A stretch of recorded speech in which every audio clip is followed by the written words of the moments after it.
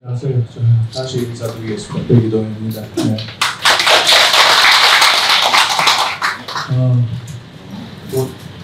저는 서울에 사는 게 제일 길지만은 나중만 오면 좀 마음이 편안해지고 또 여기 국립박물관이 있으니까 또 지난 한 몇 년 동안 지속적으로 왔다 갔다 하면서 또 얼굴 익으신 분이 계신데 또 우리 나주박물관 또 많이 키워주셔가지고 우리 대장님 감사합니다. 네. 그래서 와서 이게 느낌 자체는 그동안 되면 여기 계신 사시는 분들 되면 그 문화에 대해서 굉장히 애착도 있고 열정도 있는 그런 분들이 사시는 곳이구나 이렇게 생각하고 또 저같이 좀 척박한 데 사는 사람들은 이쪽에 오면 이게 그냥 흥얼거리게 되는 그런 낭만도 있고 음식도 풍성하고 마음도 풍성해서 참 좋은 고장이라고 생각합니다. 약간 그 인연이 기대가 이번에 또 우리 문화원장님께서 초청해 주셔서 너무 감사드립니다. 고맙습니다. 예. 제가 이제 학교에서 강의를 오래 하긴 해도 이게 대중 강연 이건 좀 서툽니다. 근데 최근에 제가 무슨 TV에 강의를 했지만은 나는 내 강의를 한 1000명 들으면 괜찮을 거다 이렇게 생각했는데 왜 50만이 넘었어요? 야, 그래서 이게 좀 이상하다 이렇게 했는데 야간에 요즘은 관심들이 정말로 좀 새로운 영역을 이렇게 듣고자 하는 그런 욕망들이 많이 있는 것 같이 이렇게 생각됐습니다. 그런 점에서는 참 우리 사회가 굉장히 이제 풍성해지고 있구나 그런 생각도 하면서 저도 이게 그래도 면피는 했구나 하는 그런 생각이 들었습니다. 유튜브 영상에서. 오늘 왜 박물관인가 이게 굉장히 도전적인 제목인데 오늘 저는 글도 좀 빡빡하게 막 쓰고 그래도 글만 쓰면 또 안 될 것 같아가지고 사진도 몇 장 넣고 했는데 이건 그냥 손에 들고 계시는 그런 내용이라고 생각하시고 좀 편안하게 이야기하려고 합니다. 그리고 만일에 한 4, 5년 전에 제가 이렇게 박물관 이야기하면 다 하품하실 거예요. 근데 최근에는 좀 많이 바뀌었다는 걸 느끼고 이게 어떤 지역에 가든지 간에 이렇게 문화에 대한 열망 그리고 문화를 어떻게 또 풍성하게 할까 하는 그런 막연한 희망 같은 게 이런 것들이 많이 느껴집니다. 그래서 제가 박물관 학을 이렇게 강의하는 것보다도 오늘은 좀 교감하는 그런 시간이 좀 됐으면 좋지 않겠나. 저는 박물관 문화유산학을 하고 또 박물관학을 한 사람으로서 하나의 말씀을 드리면 지역적 또는 이게 박물관을 즐기는 분으로서 어떤 바램이 이런 걸 좀 말씀해 주시면은 훨씬 또 우리가 이해하기 좋은 그런 시간이 되지 않을까 생각합니다. 그래서 왜 박물관인가 이거는 조금 도전적인 해도 그래도 우리가 되게 어떤 도시에 가서 문화기관을 이렇게 따질 때 보면 박물관은 안 쳐요. 가는 사람들이 별로 없어요. 그래서 제가 국립박물관장을 할 때도 가끔 우리가 제가 아는 집단들이 이게 박물관에 이제 오는 경우가 있는데 한양대학교 교수님들이 오셨어요. 우리 총장이 있다가 그래서 여러분들 얼마나 박물관에 오셨습니까? 그러니까 4분의 1이 안 되죠. 그 엘리트 그룹에서. 근데 그분들도 아마 평생에 한두 번 갔고 박물관에 자주 오신 분은 아마 10명에 한 분 계실까 안 될 거예요. 그러니까 박물관은 이제까지 우리 생활 속에는 생활 바깥이에요. 과거에 대통령들께 한 번씩 던지는 이야기 이렇게 들어보면 우리 박물관이나 문화유산 하는 사람이 가슴이 턱 막히는 이야기를 해요. 또 과거에 성지급한 대통령께서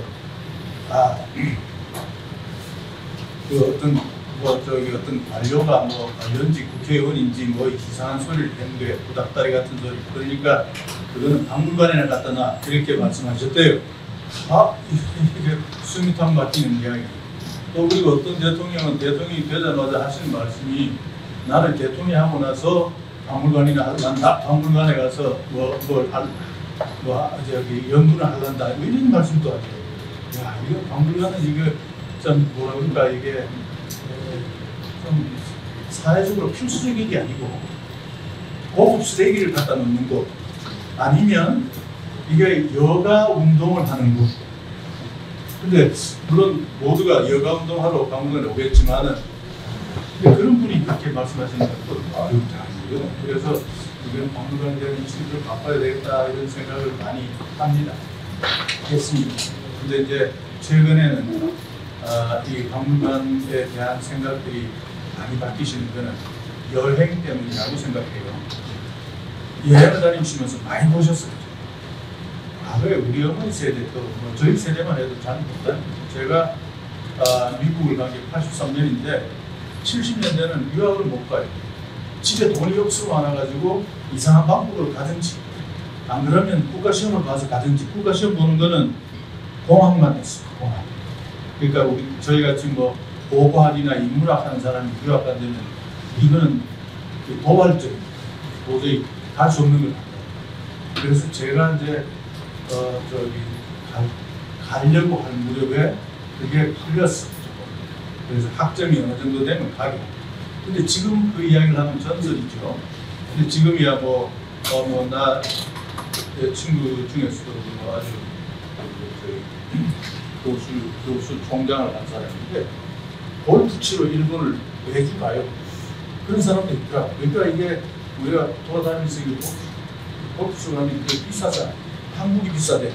그 사람은 큐슈 가서 치는 게 싸대. 그래서 가는데 야간에 여행 자체가 그렇게 개방되고 많이 다니니까 많이 보고 많은 다른 이야기를 듣고 하니까 문화에 대한 인식도 넓어지고 그러다 보니까 우리 동네는 왜 박물관이 없지? 뭐 이런 이야기를 가끔씩 해요. 근데 그게 많이 달라지고 박물관을 하는 사람 입장에서는 그래서 이게 사실은 박물관이 이때까지 우리 생활에 있어가지고는 하나의 열외로 우리나라 국가의 그 문화유산을 보존하거나 국가의 체면을 위해서 하나 설립해야 되는 거 이렇게 생각했지만은 지금은 그런 단계는 훨씬 지나간 거죠. 이번에 이제 방글라데시를 갔었는데 방글라데시가 1971년에 독립을 했더라고요. 그 파키스탄에서. 근데 거기 이제 박물관 가니까 딱 우리나라 한 50년 전에 박물관 느낌이 딱 있어요. 네, 뭐 그런 건데, 그러니까 그 나라는 이제 앞으로 많이 바뀌겠지만, 그래서 이게 시대 우리 경제력이나 여러 가지 우리가 문화에 대한 인식 자체가 바뀌면서 박물관에 대한 생각들이 바뀌는데, 원래 박물관은 노는 곳이에요. 노는 거죠. 뮤지엄이라는 거, 제가 너무 나오는 게 그래서 뮤지엄이라는 거, 어뮤즈먼트 파크 노는 데죠. 뮤즈 즐겁게 노는 거. 뮤지엄 꿈이라는 건 장소 뭐 이런 걸 말해요. 그래서 이게 원래 노는 것이고 이게 생활의 일부였거든요. 집에서 밥 먹고 집에서 놀기 싫으니까 박물관 가서 놀고 도서관 가서 책 뒤져버리고 그러니까 뮤지엄이라는 게 원래 도서관 플러스 박물관 물건을 갖다 놓는 것이죠. 근데 이게 이상하게 이제 군대로 오면서 조금 뭐가 좀 흥크러져. 그게 이제 흥크러질 수밖에 없는 이유가 있어요. 그 이유는 이게 박물관이 본격적으로 규모가 크기 시작한 게 이게 중세 르네상스를 지나는 거예요. 그때 이제 유럽에서는 대개 이제 식민지 개척을 하면서 각 식민지의 유물들이 들어오고 유럽에 공장이 생기면서 땅을 파니까 땅에서 유물이 들어오고 나오고 그래서 그걸 모아놓으니까 무지하게 떨어진 거죠. 그래서 그걸 누가 더 많이 갖고 있냐? 이게 이제 사실은 귀족들 간의 경쟁이. 그래서 무지하게 좋은 걸 갖다가 막 창고에 이렇게 쓱 쌓아놓는 거죠. 그러니까 이게 박물이라는 게 있어요. 박물이라는 거는 모든 게 다 있다. 그래서 여기 그 아시는 분 계시지만 옛날에 박물장수라는 게 있죠. 그게 박물이에요. 이게 행상이지만은 뭐 분도 있고 뭐 여러 가지 양념도 있고 뭐 다 가지고 그 박물이 그게 이제 우리말로 문이 돼서 박물이 된 거지만 박물이. 그래서 유물 중심으로 생각해 버리니까 이게 답답해진 거예요. 잘 모르겠고 뭐 어디서 왔는지 또 뭐 이거 학술적으로 분류가 어떻고 이거는 무슨 뭐될 거고 뭐 이러니까 헷갈립니다. 그냥 좋은 것만 보면 되는데. 그래서 이게 박물관 자체가 우리 인식에서 점점 벗어나기 시작했는데 그래도 이제 그게 결국에는 박물관의 본질 자체는 그게 아니니까 요즘처럼 다시 사회 리바이브 되는 거예요.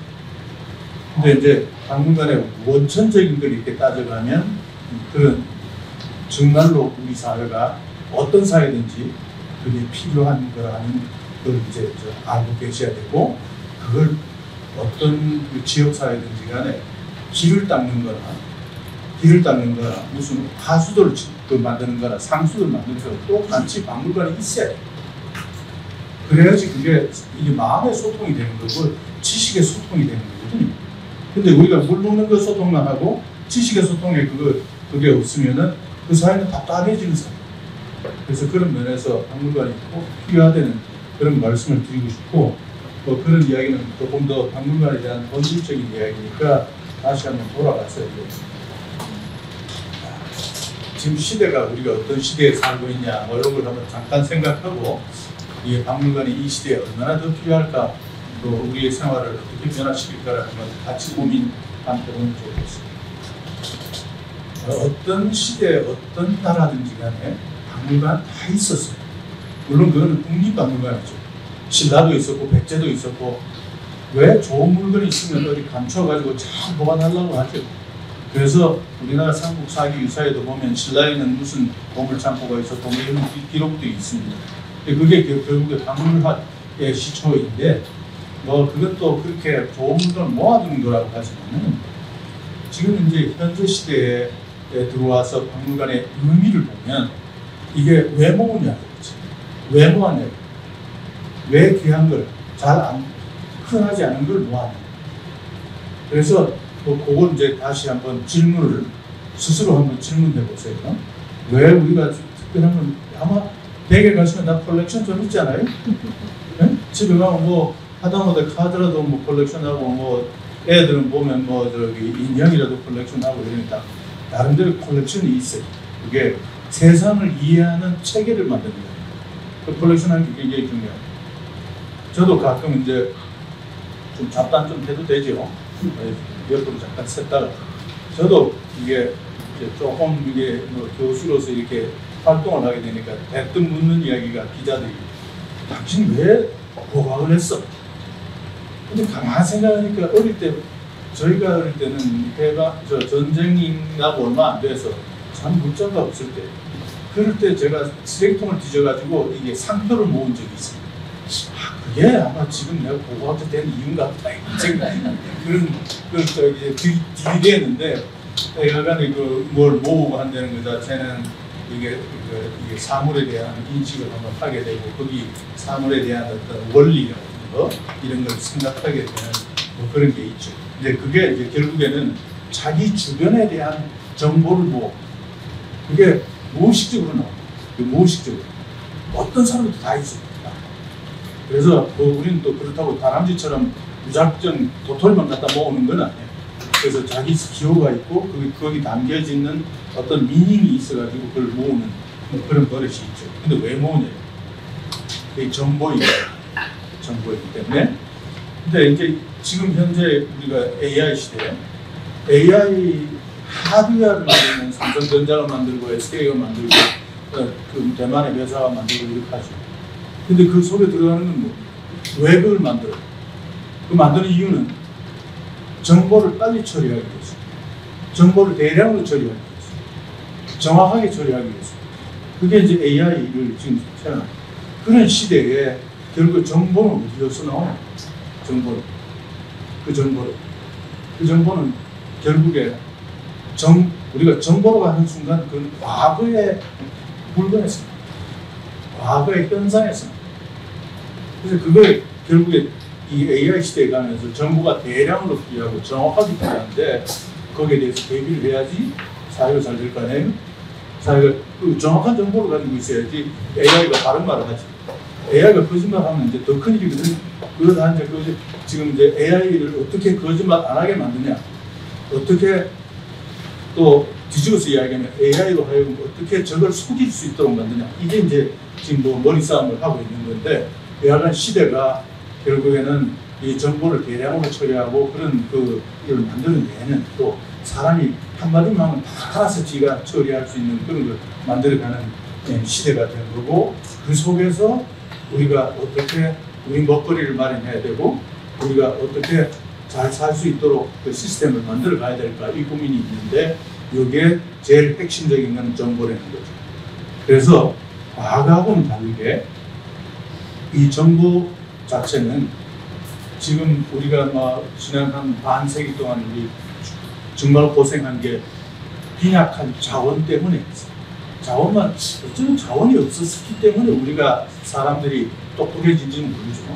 그렇지만 이제 여간에 우리가 툴툴대는 거는 우린 석유도 없고 뭐 리튬도 없고 뭐 이렇게 하는데, 여간에 앞으로는 그것보다도 정보 자체가 훨씬 중요한 시대로 접어든다. 이럴 때 우리가 박물관을 어떻게 생각해야 됩니다. 그래서 이제 이 지역으로 다시 한번 되돌아가면, 나주 이야기 저보다도 훨씬 잘 아시겠지만, 하나의 큰 골격에서 이렇게 좀 보면 우리나라는 굉장히 오래전부터 사람이 살기 시작했어요. 근데 뭐 제가 구석기니까 구석기부터 좀 말을 꺼내서 말씀드리면, 우리나라에는 한 100만 년에서 200만 년 전부터 사람이 들어와 살았는데 흔적이 지금 남아있지 않죠. 대개 한 50만 년 이후께 남아있는데, 지금 살고 있는 사람들의 원조상은 대개 한 5만 년 전에 들어와 살았어요. 근데 우리나라에 들어와 사는 사람들은 이게 산지가 많아가지고 대개 강 따라 있는 작은 쪽단한 이 평야에서 계속 살고 여기에 유적이 집중되어 있어요. 근데 그 중에 강을 따라 있는 큰 평야를 끼고 있는 지역은 사람들이 계속해서 살았고 유적들이 계속 남아있는 거고, 그 중에 이 호남 지역, 사우스웨스트, 저쪽에 한반도에서 나주라는 것은 엄청나게 큰 중요한 역사적 거점이죠. 그래서 여기 이제 사실은 삼국시대 들어오기 전 마한시대라고 그럴까, 원삼국시대라고 그럴까, 이럴 때 보면 큰 도시, 고분 같은 게 툭툭 생기고 곳곳에 흩어져 있는 게 그런 이유죠. 이게 하나의 거점 문화가 있었고, 여기도 옛날에 마한은 이제 그 국가를 백제로 이행하기 전에 어떤 도시국가 같은 게 여기 있었던 거죠. 그래서 그런 게 쭉 발달된 이걸 보시면 이제 그런 게 쭉 있고, 여기 굉장히 풍부하니까 인구 밀도도 상당히 있었을 것이고, 그런 유적들이 쭉 있는데, 여기 이제 보시는 사대가 이건 현대 그거죠. 그래서 아마 지금 각 지자체에서 고민하는 게, 지역의 인구가 줄고 이제 세수가 자꾸 줄고, 또 이제 인구가 줄으니까 결국에 지역 소멸 같은 이런 걸 많이 걱정하고 있죠. 근데 나중에는 그런 걱정 안 해도 될 것 같은데, 다들 걱정해요. 어떤 지역을 가는지. 서울도 보면, 서울도 이게 이들 가다가는 공동화 현상이 생긴다 이런 걸 이야기하는데, 또 어쩌겠습니까? 사람들이 성향이 그렇게 가는 거는 자각 증상이 생길 때까지는 어쩔 수 없이 가야 되는 거고, 우리 또 정책적으로 고민해야 될 건 또 계속 고민해야 되는 그런 게 항상 이게 엇갈지게 이루어지는데, 여기에서 이제 우리 이 나주라는 도시 자체가 사람이 살만한, 더 잘 살만하고 더 많은 사람들이 와서 즐겁게 살 수 있는 도시로 가기 위한 뭘 해야 될까, 이런 것 중에서 이제 왜 박물관, 나보고 하면 박물관 짓겠다고 할 텐데, 박물관에서 제 한 50년을 보냈으니까 무조건 내 답은 박물관이에요. 그래서 이제 박물관이라 하는데, 왜 그런 너가 박물관이라 하면 왜 그걸 갖다가 먼저 때리냐, 이렇게 이제 질문하실 거 아니에요, 그죠? 그래서 이제 그런 답을 할게요, 슬슬. 그래서 근데 또 이제 약간 옆으로 서서 좀 저도 편안하게 이야기하려고, 우리나라 사람들은 그 돈을 벌면 왕창 벌어야 돼. 먹고 살면 이거는 돈 버는 게 아니야. 그래서 뭐 집이 연체 뭐 이렇게 되고 막 이게 돈 쌓아둬가지고 한 10대까지는 꼼짝없이 그냥 가만히 있어 먹고 살 수 있을 정도 같아. 이게 벌었다고 하지. 근데 제가 일본 한번 교도에 가서 이게 학교를 하다가 길거리 나와서 밥을 먹으려고 하는데 딱 2시 좀 덜 됐어. 한 5분, 10분 남았는데 할머니, 할아버지 둘이가 이제 이 우동을 말아주는데 나 2시에 가야 되니까 손님이 와도 그만큼 벌고 그거 가지고 우리 두 내외가 먹고 살면 돼. 그렇게 생각하시더라고. 그래서 야, 이게 우리나라 같으면 무조건 와서 빨리 많이 먹어라. 뭐 이렇게 얘기할 텐데. 그래서 우리가 참 그동안 어렵게 살아서 그런지 이게 돈에 대한 집착력이 강하고 또 그게 이제 또 문화적으로 굉장히 적게 보면 안 돼. 그런 것 같지가 않아. 그래서 이게 참 이거 한데 이제 나주라는 도시도 제가 볼 때는 굉장히 평균 이상으로 환경도 좋고 시설도 괜찮고 이런데 안 괜찮나요? 좋습니다. 괜찮고 한데 더 욕심을 부려가지고 안 되면 뭘 해야 된다. 뭐 그런 이야기죠. 그래서 이제 앞으로 뭐 인구가 늘어가는 것도 중요하지만 지금 사는 인구들이 얼마나 더 보람차게 살 수 있을까, 애를 잘 키울 수 있을까, 뭐 이런 것들이 이제 하나의 큰 관건이 되겠죠. 그래서 여기에 그건 안 보여주고 왼쪽은 이게 나주가 가지고 있는 큰 자산들을 말씀드리는 거고 오른쪽은 어떤 도시를 만들까의 문제를 지금 보여주는데 금이 중간금이 안 보이네요. 뭔지는 다 아시죠?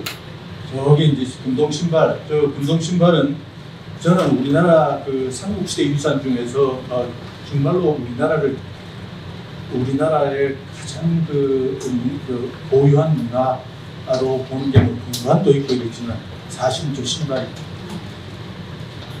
금관은 우리 거하고 똑같지는 않아도 전 세계 가면 다 있어.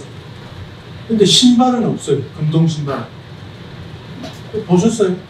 저도 신발에 대해서 그 글을 쓰면서 막 뒤져봐도 이집트에 가니까 이런 신발이 아니고 그냥 자관 이렇게 뭐 금속으로 이렇게 만들긴 했는데 금제 신발이에요. 이렇게 아티스트하고 전개한 거예요. 그래서 우리나라 사람들 발을 숭배하는 사람이에요. 그래서 그래서 여기에 뭐 저런 게 나왔다는 거는 정말로 이게 대단한 보물이라고 생각합니다. 뭐 아마 여기 정청고분에서 나온 거 한번 저기 어딥니까? 복선 보감리 전시관에 가보시면 특별한 홀이 있는데 그 정말 한번 잘 보셔야 돼요. 그래서 다음에 이제 이집트나 저기 뭐 이스탄불 이런 데 가셔가지고 이런 게 있나 한번 보세요. 없어요. 그만큼 한국적.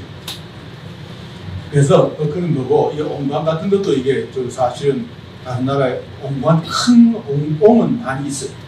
그래서 로마 시대에 이 왜 있냐면 이게 저장을 많이 해야 되는 지역에서는 특히 곡물 저장이 또는 이게 물고기를 많이 잡으면 이 금방 다 소비가 안 되잖아요. 그럼 저장하면 그럼 저장하려면 엄청 큰 게 필요해요. 그래서 옹이 큰 게 있어. 근데 그게 관으로 쓰고 이런 것도 많죠.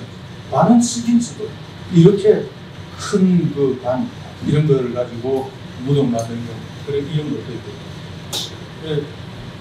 근데 여기 보면 이제 근대유산 중에서는 제가 아는 건 남편 주조장밖에 없어가지고 남편 주조장을 넣었는데 우리 윤 선생 오셨나?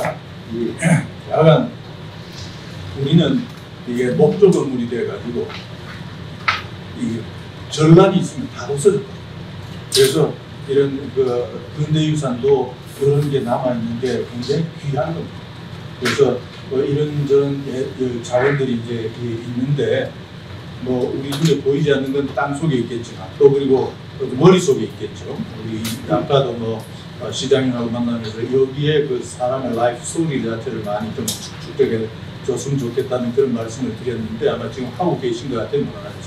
그런 것들이 사실 우리의 큰 자산이고 그게 사람의 삶에 대한 정보고 이런 거죠. 그래서 그런 거고 여기 오른쪽은 이게 이제 우리가 사는 도시 공간을 어떻게 꾸밀까 이게 나주만의 고민이 아니에요. 전 세계 다 고민이. 그런데 뉴욕 같은 데는 이미 다 돼 있어. 더 고민할 필요 없는데 그걸 더 잘 만들려고 해. 여러분들 중에서 아마 나이도 좀 꽤 되시고 하시니까 워싱턴 가보셨죠? 워싱턴 가보시면은 거기에 그 내셔널 몰에 스미소니언이라는 박물관이 있습니다. 그 박물관이 어떻게 그렇게 지었지? 그 개인이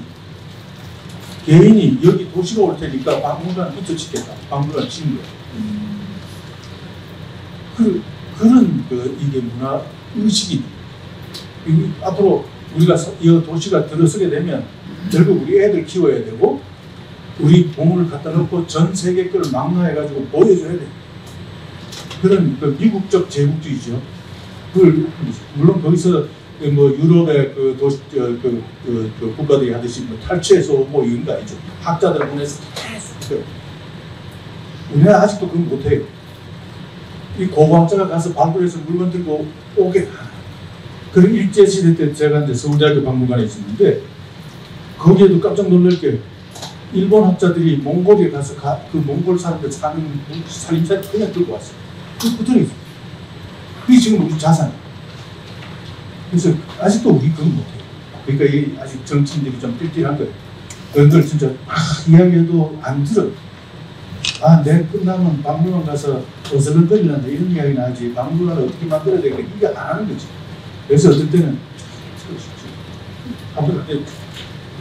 한번 제가 총장할 때 장관이 왔었던 장관님 고고학 현장에 오시면 처음에 오실 때는 한 6개월 동안 물 뜨고 다녀야 돼요. 그래서 기분 되게 나쁘다. 그 사람하고 별로 안 좋지만은 참 이게 문화에 대해서 너무 가볍게 이렇게 던지는 거예요. 이게 이제 여기 보시면은 네온시티라고 아시죠? 이거 그리고 여기는 이제 미국에서 이제 도시를 어떻게 바꿀까 이걸 이야기하는 거, 에코시스템을. 여기 밑에 거는 이제 문화를 가지고 도시를 어떻게 만들까 하는 그런 내용들입니다. 그래서 앞으로 지속적으로 이야기를 할 테니까.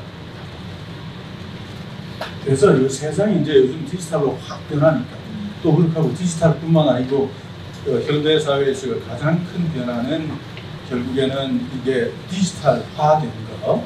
이게 이제 지난 한 60년대 초부터 이제 디지털화, 컴퓨터가 사용되기 시작하면서 대량 이게 정보의 처리 이게 생기기 시작하고 사실은 이게 급격히 변화간 것은 지난 21세기 들어와서 2007년에 스마트폰이 시작됐죠. 2006년에 7년에 스마트폰이 시작되고 지금 이제 AI가 이제 본격적으로 가동되는데 이게 이제 디지털에서 우리가 디지털 쓸 때만 해도 세상이 급격히 변했는데 지금 디지털하고 AI 이렇게 보면 이렇게 그렇게 빠르게 이제 변화하는 그 과정이 있고 여기서 이제 여기에 따른 변화 또 그리고 하나는 이게 교통혁명. 제가 유학 갈 때 대한항공을 타고 갔는데 비행기 좌석이 3분의 1가 비었어. 지금은 표를 사기 힘들어. 비행기 플라이트도 하루에도 몇 대씩 있어. 그러니까 엄청난 이게 지난 몇십 년 동안의 변화가 있는 거죠. 그래서 이게 이제 정보의 공유 문제가 있고 정보의 독점 문제가 생기고 그래서 빈부가 같이 발달하지만 기울기가 이렇게 나. 잘 사람 더 잘 살고 보선 나라는 따라가긴 하는데 계속 하는 게 계속 따라가면서 이제 보이지 않는 식민지 노릇하고 있는 거죠. 왜냐하면 사줘야 되니까. 그래서 이제 그런 상황이라서 지금 알콤이 이제 박물관이 앞으로 어떻게 해야 될까 그 이야기를 새롭게 2년 전에 정의를 했어요. 프라이언스. 그래서 옛날에는 유물 잘 보관해 이게 이제 박물관 미션. 그렇게 하고 박물관은 모든 사람이 즐길 수 있어야 돼 그렇게 됐어요. 근데 지금은 박물관 오케이 앞으로 미래에 대해서 대비해줘야 돼. 사람들이 잘 살 수 있도록. 그렇게 하고 또 한 가지 특별한 게 사람들이 즐겁게 행복하게 살 수 있도록 해줘요. 그래서 조이라는 말, 그렇게 하고 지속 가능성 이건 당연히 이제 해야죠. 왜냐하면 지금 유엔이 개발하고 있는 아젠다의 그 대부분이라 지속 가능 사회를 어떻게 구축하냐 이 문제고 지속 가능에는 기술 발달도 있고 기술이 평등하게 적용돼야 되고, 또 한 가지는 이게 사회의 갈등 요소가 되는 inequality. 그렇다고 뭐 이게 cultural chauvinism, 문화적인 이게 뭐랄까 자문화주의 이런 걸 없애라. 그런 것들인데 그런 게 담겨 있고, 이게 이제 결국에 앞으로 어떤 사회든지 이런 걸 모토로 가야지 되고, 그 역할 자체는 학교도 있지만은 박물관에서 그걸 강조해서 지속적으로 그 의미를 부각시켜야 된다는 그런 의미가 있습니다. 그래서 박물관 쭉 보면 아까 이제 모두에 제가 박물관 이야기를 조금 했습니다만, 이게 박물관은 원래 인간의 본 네이처, 아까 말씀드렸다시피 이게 다람쥐가 뭐 훈련 받아가지고 이게 버그를 모으는 거 아니잖아요. 그 본능적으로 이걸 모아놔야 지금 사는 거예요. 사람도 원래 뭐 다람쥐 같은 밥도 모으지만은 먹을 거를 정보도 모아야 돼. 왜? 사람은 허약하니까 정보를 모아야지 위험을 피해다. 다람쥐는 한 마리 죽어도 관계없어. 사람은 지금 이제 앞으로 더 옛날에는 우리 때는 10형제 뭐 이랬어요. 10남매, 우리 어머니도 7공주 뭐 이랬는데, 지금은 애 하나 둘인데 하나 죽어버리면 이제 대가 끊기는 거예요. 그게 이제 인간 사회의 극단적인 이제 셀렉션이 들어가는 거죠. 그게 이제 진화에는 절대로 좋지 않습니다. 근데 이걸 갖다가 가능하면 조금 더 이 목숨을 오래 살고 잘 먹고 잘 살아가지고 애도 시켜놓고 이렇게 한다면 결국에는 정보가 있어요. 어디 가서 뭐가 있다, 어디 위험 피하는 거, 공물을 모으는 거, 이거가 절대적으로 필요하고, 인간은 그게 그 하나의 진화의 속성이고 생존의 본능입니다. 그래서 박물관이 이제 박물관이라는 어떤 그 공간의 형태 자체는 우리가 이집트에서 시작됐다고 하지만은 그 문명 시대에 그렇게 시작된 거고, 박물관이란 정보를 모아야 된다는 개념 자체는 인간 진화에 계속 있었던 거죠. 그래서 박물관이 등장하는 것은 문명과 함께 등장한 거죠. 그 등장하는 이유가 있어요. 왜? 문명 시대에는 이게 가족 사회하고 달라가지고 여러 문화에서 같이 들어와서 같이 사는 거예요. 그래서 이게 정보가 간단치가 않아. 우리 집안에서 정보는 저게 쌀떡이고 저거는 뭐 소금떡이고 이런 거 다 알지. 근데 이제 문화가 복합해야 되면 그게 안 돼. 이거는 뭐고 이거 가르쳐줘요. 그래서 문명시대에 와서 박물관이 이제 생긴 거죠. 이게 하드웨어가 생기고, 이제 그게 되고, 그게 쭉 발달해 오는데, 처음 중세 때 와서는 이게 완전히 강화되고, 귀족들이 이제 모으는 그런 물건들이 일종의 호기심 캐비넷이, 그게 이제 캐비넷, 큐리오시티 캐비넷 뭐 이렇게 이야기하는데, 이게 이제 권력의 상징이죠. 너 없는 건 내가 있어. 너가 가지고 있는 다이아몬드 몇 캐라트? 5캐라트? 난 10캐라트 있어. 이게 좀 가오다시 하는 거죠. 죄송합니다. 가오다시. 그렇게 하겠을 때, 오케이. 사슴? 오케이. 나는 저 아프리카 것도 있고, 저기 시베리아에서 갖고 왔거든? 안데스 것도 갖고 왔어. 이런 게 이제 귀족들 간의 경쟁이 돼가지고 계속 이제 하나 더 먹고 해가지고 오늘날 서구의 박물관이 된 거예요. 서구의 자연사 박물관도 있고, 서구의 무슨 고고학 박물관 다 그렇게 해서 그게 확장돼가지고 공개되면서 그렇게 된 거죠. 그런 시대가 있었고, 이제 지금의 시대는 박물관이 이제 원래는 대중한테 공개되어 있었던 게 이제 옛날 고전 시대 때 그 박물관이지만은, 그게 이제 귀족들 사이에 자기들끼리 클로즈 소사이티에서 서로 엔조이하는 거였고, 이제 그게 개방되기 시작한 거는 영국의 그 애쉬몰리언 뮤지엄이라고 옥스퍼드 대학의 그 대학 박물관, 그게 이제 대중한테 일정 시간에 너 빨리 보고 가 이렇게 해서 되는 게, 그게 이제 대중한테 공개하기 시작이고, 지금은 그건 누구든지 다 하는 거고, 지금은 이제 감성의 시대, 아까 말씀드린 대로 박물관이라는 게 그런 컬렉션을 그냥 해주는 게 아니고 거기 와서 잘 올도록 해주는 시대, 그 M4 시대, 그 제가 명명한 건데 M4, 위즌4 그 시대가 이런 거다 하는 거, 치유의 공간. 골치 아프면 무슨 신라토기가 보입니까? 그건 뭐그 흙덩어리 가지고 만든 거. 근데 보고 아니 저 루브르에 가면 모나리자가 웃어줄 게고 서울의 중앙박물관 가면 감가사유상이 웃어줄 거 아니에요. 그 웃음을 웃음으로 다 받아들일 수 있는 그런 분위기를 만들어 가지고 사람들이 와서 웃고 이렇게 기분 좋게 해서 다시 생활 전선으로 뛰어들어갈 수 있는 그런 공간으로서 이제 박물관이 기능을 해야 되는 시대가 왔다는 게 이 M4의 시대. 그래서 이거는 아까 말씀드린 디지털 시대, 이게 교통혁명의 시대. 이게 어떤 그 가지고 있는 사회적 문제점이 결국에 인간성의 소외되는 이런 건데 그걸 회복하는 장소가 성소가 박물관이 되어야 된다는 그런 뜻에서 M4의 시대라고 보는 거예요. 그래서 여기서 보면 그런 내용들입니다.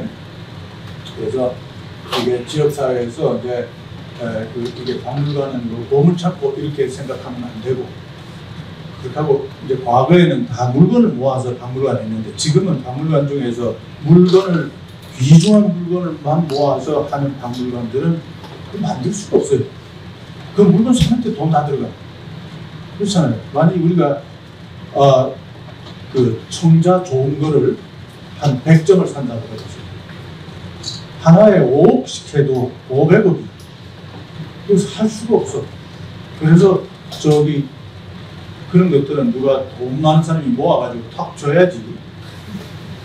그게 또 그 헌신이죠. 근데 그거 사실은 서구의 박물관, 중요한 박물관들은 다 그렇게 합니다. 우리나라에는 그 깡다기가 있어가지고 조금 모아가지고 박물관에 간판 걸고 그 이제 정부에 대고 내가 이 귀중한 일을 했는데 돈 줘 뭐 이렇게 해가지고 막 계속 갈등을 이렇게 하는데 그렇죠. 그거는 또 참 감사한 일이지만은 굉장히 용기 있는 일. 그래서 서양에서는 보면 다 모아가지고 주고 이거 야 박물관 그 사람들 줄 때 또 박물관 만들 돈까지 다 줘. 그리고 운영할 돈까지 딱 주고 나머지 내 알아서 이렇게 되는데 그래서 이 물건 이런 것들을 살 때 그 서구 사람들 얼마 전에 내가 작년에 이제 제가 하도 고고학을 하면서 바깥으로 한번 돌아가지고 집안의 그 가장으로서 노릇을 좀 잘못해서 반성하는 의미에서 마누라 끌고 처음에는 내가 인터하고 나서 한 1년 동안 같이 한 다니자 했는데 그건 안 되겠고 잠깐 한 2달쯤 갔다 오자 하고 한 40일 갔다 왔어요. 세계 일주를 했어요. 제가 평생 동안 모은 대한항공 마일리지 가지고 비즈니스 티켓 2개를 사가지고 갔어. 가서 이제 나중에 돌아오면서 제가 이제 학교 참 고마운 대학이죠. 버클리 대학을 갔다가 이제 LA 와서 이제 한국 오기 전에 그 며칠 있으면서 오케이 게티 뮤지엄이나 가보자. 또 게티한테 내가 돈을 또 받아 쓴 게 있거든요. 돈을 받아 쓴 건데 보고서를 안 써줬어. 그래서 미안해서 가서 인사를 하고 오자 하고 갔더니는 참 게티라는 사람. 물론 뭐 뉴욕에 가면 록펠러가 만든 현대미술관도 있고 하지만은 이 게티 같은 경우에는 보면 그 컬렉션도 엄청나고 지금 게티가 모은 이게 영상 이게 자료들 있잖아요. 그거 엄청나죠. 근데 게티 뮤지엄 가니까 난 돈 입장권 살라고 하니까 입장권 파는 데가 없어. 전철표 살려니까 전철표도 돈은 안 돼. 그러니까 그 밑에 산 아래에서 산 꼭대기로 올라가야 되니까 버스 레일이 있어요. 그 돈도 안 받아. 줄만 서면 돼. 그래서 그게 정말로 부자가 참 부자도 잘 한 거죠. 그 엄청난 컬렉션 해가지고 박물관 지어가지고 사회 반응하고 그 운영 자체도 거기서 다 알았습니다. 그래서 그런 경우들이 우리나라 사회도 많이 있어야 되는데 아직까지 많지는 않죠. 그래서 그런 건 좀 아쉬운 점이고, 그래서 이게 박물관 자체가 하나의 사회의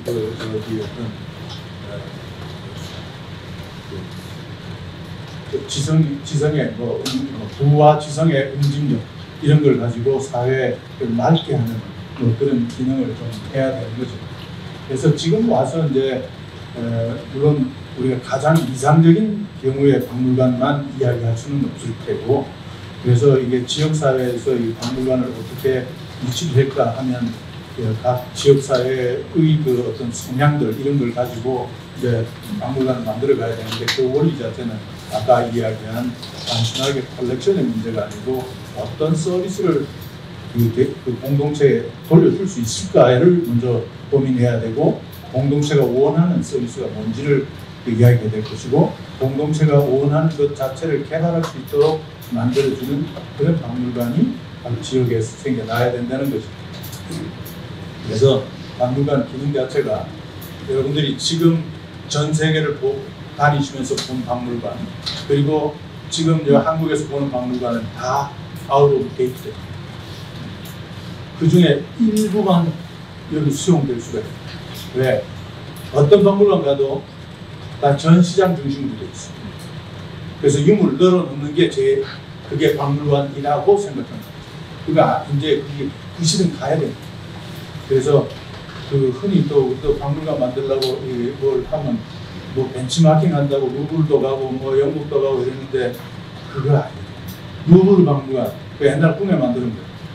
그런 박물관 지금 만들어가지고, 그래서 누구도 찾도 못해가지고 바꾼 게 그거예요. 그 IMP에 불러가지고 유리피라미드 만들고, 뭔가 이게 좀 시원하고 뭐가 현대적이고 뭔가 좀 트인 것 같은 느낌이 듭니다. 그 시도 다른 그 서구의 궁 안에 있는 박물관들도 그런 공간들을 계속 또 만들어내고 같이 모이고 상업적 공간도 만들어내고 뭐 이런 게 많이 생기고 있죠. 근데 우리가 지금 새로운 박물관 되면서 그걸 모델로 하는 건 그건 아니라고. 그래서 젊은 애들이 그렇게 많이 생각해서 내가 야단을 막 치는데도 이게 돈 받으니까 뭐 그거 가서 그걸 벤치마킹, 근데 벤치마킹을 해서 크리틱, 비판적인 시각에서 보면 좋은데 자기 그게 없으니까 비판적인 그걸 배워와서 한국에 그대로 적용하려고 안 되는 거죠.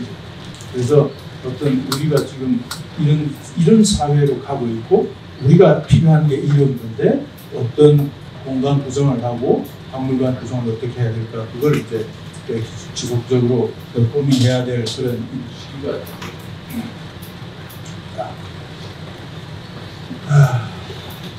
도시.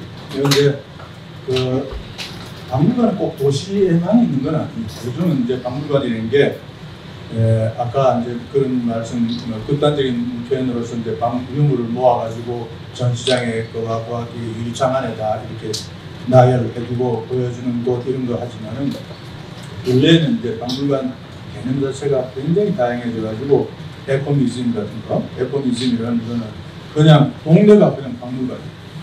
그 예를 들어서 뭐 저기 우리 서하의 마을 같은 거 이렇게 박물관이에요.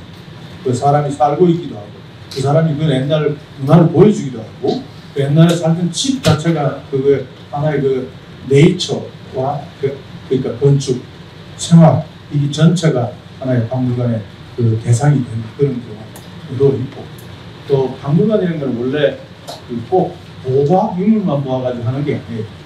어떤 유물이든지 인간의 행위 또는 자연물 이런 것을 다 모아서 자연의 체계, 문화의 체계, 사람의 어떤 그 행위의 이런 걸 빼주면 이게 다 박물관이 될 수가 있는 것. 그래서 과거처럼 컬렉션 위주로 생각하는 박물관은 안 돼요.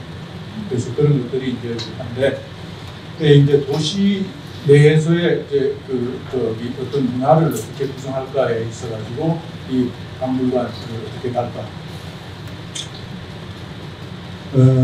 아까 말씀드린 대로 스미소니안 같은 경우에는 결국에 도시가 생기기도 전에 박물관부터 만들었어.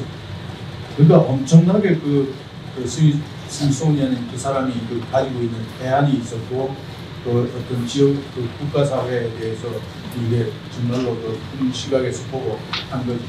근데 우리나라에 지금 중소도시 만들면서 박물관 먼저 만드는 데 하나도 없습니다. 하나도 없습니다. 만들기 싫어해요. 만들기 싫어하는데 이게 이제 어떤 경우에 만들어지냐 하면 도시개발 하다가 밑에 고고학기물이 나왔어요. 고고학기물 나오면 이걸 그 고고학자들이 물로 늘어지거든.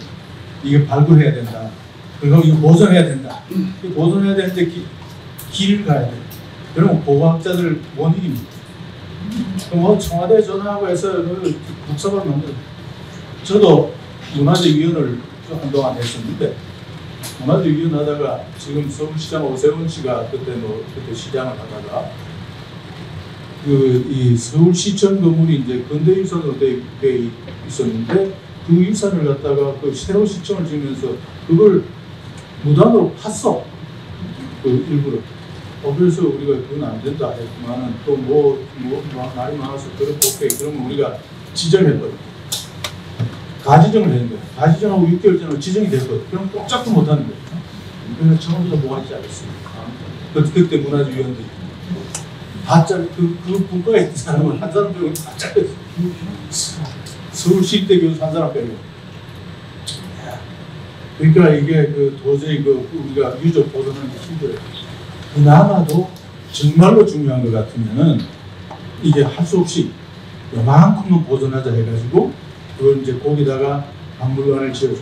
근데 어차피 문화공간, 공원 공간이 있어야 되니까 그걸 그렇게 떼서 만드는 경우가 유일하고 이게 대도시가 들어가도 그게 없어.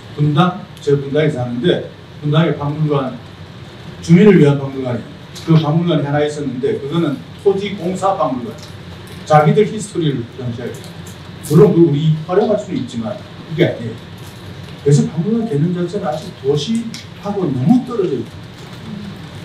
그래서 우리가 주거를 해소하는 게 굉장히 중요한 일이긴 하지만 이제는 사실 워라벨 이런 말이 보편화되어 있는 상황에서 이게 같이 고민해야 될 일, 주거를 해결하는 거하고 주거를 해결하고 삶의 질에 대한 이야기를 같이 해야 되는 거 아니냐, 뭐 그런 생각을 많이 합니다. 저들은.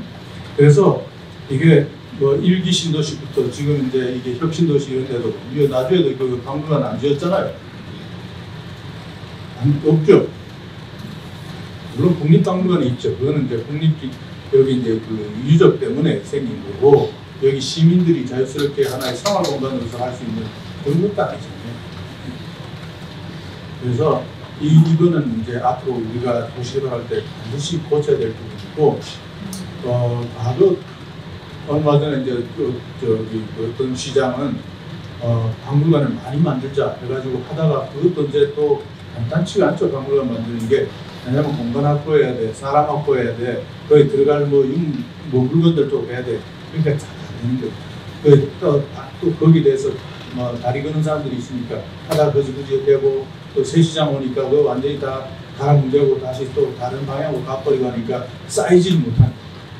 그리고 지금 우리나라 도시는 좀 답답한 게 아까 에코미즘이라고 했는데, 요즘 서양 사람들이 와서 우리 그 좋은 유적들을 보러 다니는 경우도 많지만은 동대문 평화시장 이럴 때 많이 가요. 사람 사는 걸 보러 오는 사람들 많고, 우리도 그렇죠. 우리도 가면 뭐 페루 같은 데 가서 보면 시장 가고, 옛날에 호텔방 하는 게 저도 이번에 가서 보니까 너무 재밌어. 저희들 그 학교 대학 다닐 때는 그 동대 청계천에 그 책방이 쭉 있었는데 지금 다 없어졌죠. 그 페루 리마 가서 보니까 그런 식이 쭉 있더라고. 야, 이거 박물관이라고 했어요. 이제 그런 게 다 없애고 다시 재건축해가지고 이끌어하는 도시만 만들고 있는데, 거기다 다 삶의 공간만 이렇게 해놔놓으니까 사람들이 우리나라에서는 주말 되면 고속도로가 매 터져. 왜요? 서양 도시 안 그렇거든요. 동네 뒤에 가면 이게 볼도 던지고 말이야, 개하고 뛰어놀기도 하는데 그런 공간이 있는 도시, 아파트 단지가 별로 없어요. 그래서 이게 이제 이 도시에서 이제 그런 기능들을 넣어줘야 되는 게 지금 이 시대라고 생각해요. 그렇다고 이제 앞으로 신도시 만들 때는 당연히 박물관이 그런 공간, 문화 공간을 넣어가지고 도시 디자인을 해야지 이게 되는데, 모든 걸 다 우선적으로 값싸게 뭐 어쩌고 하니까 이게 안 된다. 값의 문제가 아니고 후회하면 서로 더 많은 코스트가 들어가, 보이지 않는 코스트가 들어가. 그래서 이제 이 도시와 이 문제, 그렇게 하고 또 한 가지는 이게 옛날 유물이 되게 중요한 게 그게 값이 많이 나서가 아니고 어떤 거든지 간에 여러분들도 집에서 어머니가 쓰던 거, 할아버지가 쓰던 거 이런 걸 보면 그게 제일 중요한 거는 이게 그 마켓 밸류가 얼마, 이 돈으로 받아 이 문제보다 할아버지까지의 시간 거리에 대한 개념이 생깁니다. 그게 어떻게 쓰고 지금 어떻게 변해왔는지에 대한 생각이 다 무의식적으로 생깁니다. 그래서 굉장히 중요한, 그래서 우리가 교육에서 observer-based 그 education, learning, 그러니까 어떤 사고를 가지고 체험 교육을 하는 게 중요하다고 하는 게 그런 것들을 순간적으로 이렇게 하는 뭐 그런 건데, 지금 우리가 아파트에 살면서 고향이 다 없어졌어요. 아파트도 고향이죠. 고향이지. 그렇지만 그런 인간관계나 어떤 사물의 연속성 이런 게 다 사라집니다. 그래서 이런 거에 오랫동안 노출된 사람들은 결국 심약한 거예요. 요즘 애들이 보면 다 약해. 아파트에서 태어나서 아파트에 살았으니까. 그래서 자살률도 높고, 뭐 오늘 아침에도 내가 뭐 어떤 고등학교 선생님이 오늘 뭐 자살 예방하기 위해서 학생을 만난다 그러는데 그 가슴 아프더라고. 고등학생. 그래서 그런 우리가 사회적 병리 현상을 미리 이게 예방하기 위해서도 그런 문화적 공간이고 시간을 길게 볼 수 있는 거, 관계를 알 수 있는 거 이런 것들에 대한 세팅 자체가 도시 내에서 필요하다는 걸 이제 우리가 인식하고, 이거는 한 사람이 주장한다고 절대 안 됩니다. 이거는 나중에 입을 모아서 해요. 정말로 그 중요한 게 많은 사람들이 한 입으로 하면 옛날에 그 수로 부인 이야기 있잖아요. 거기 보면 그 어떤 노인네가 지나가면서 야 동네 사람들 다 나와가지고 아우성 쳐 그러면 여기 다시 돌려보낼 거라고 그 이야기 꼭 맞습니다. 지금도 나중에 같이 목소리를 모아서 좋은 걸 이야기하면 그거는 정치인으로 다 됐어요. 그래서 뭐 그런 시각에서 우리가 도시의 구조 자체를 앞으로는 계속 바꿔가야 되고, 새로 생기는 도시는 당연히 그 개념에서 생겨야 되고, 지금 여기 나주 같은 데도 결국에 굉장히 큰 이게 빈 여백들이 많은 도시인데, 이 도시의 문화를 어떻게 입힐까, 이거는 아마 여러분들이 같이 고민하고 같이 스피크할 때 말씀을 하셔야 돼요. 그래야지 바뀌어져요. 그래서 지금은 그래도 선거의 선출의 시대니까 그런 이야기들이 보편화되면 안 할 수가 없거든요. 그래서 하는 게 중요하고, 그런 경험은 저는 뭐 제가 이제 그 전공립 구석기적 이제 저 전방에 있는 구석기적 큰 유적이 24만 평이 보존이 돼 있어요. 그래서 맨날 그 사람들이 제가 발굴을 했으니까 처음에는 우리 선생님 모시고 그다음에 제가 혼자 발굴했거든요. 사람들이 그 동네 사람들이 나 때문에 농사도 못 짓고 객토해야 아니 집도 못 짓고 거기서 또 여굴대기도 건축 허가 낼 때마다 이제 저한테 쫓아와가지고 협업을 어떻게 해야 되니까 제 말을 듣긴 해도 돌아갔으면 쓰레기 새끼라고 하고 가는 거지. 그 어떤 사람은 진짜 나한테 전화해가 이거 뭐 쌍욕을 막 해야 되잖아. 그래서 이거는 사람들이 이 유적에 대한 가치를 좀 알게 하지 않고는 내가 굉장히 오래 살겠구나. 욕을 많이 먹으니까. 그래서 시작한 게 내가 축제하면 뭐 국거리니까 사람들이 모이지 않겠나. 내가 축제를 93년에 시작했어. 지금 한 30년 됐는데 그 축제가 우리나라 유적에서 처음으로 한 축제예요. 그래서 제가 시조가 되죠. 그래서 그 축제를 했는데 처음에는 뭐 몇백 명 오다가 한 3, 4년 지나니까 몇만 명이 왔거든요. 어린이날이니까. 어린이날 우리가 다 준비해서 애들한테 선물도 주지, 밥도 주지. 그러니까 그 경기도 일대 그 시골에 있던 사람들이 어린이날 애 데리고 갈 데도 없는데 배우지, 먹을 거 주지, 재미있지. 다 몇만 돼버리니까 도시가 딱 막혀버려. 하루에 몇천 명이 있으면은 정치인들은 다 오게 돼 있어요. 왜? 그렇게 사람을 모아가지고 한꺼번에 여러분 경기도지사 누굽니다 이야기할 데가 없어요. 그래서 그게 반복되니까 한 10년 하니까 그때부터는 지사한테 박물관 세워야 됩니다 하니까 그렇지 제가 여기 책임지고 박물관 세우겠습니다. 그러면 어떤 지사가 손학규 씨 진짜 결정을 해가지고 박물관 지은 500억짜리 지었어요. 그 박물관은 우리나라 박물관 중에 전 세계적으로 건축으로 유명해요.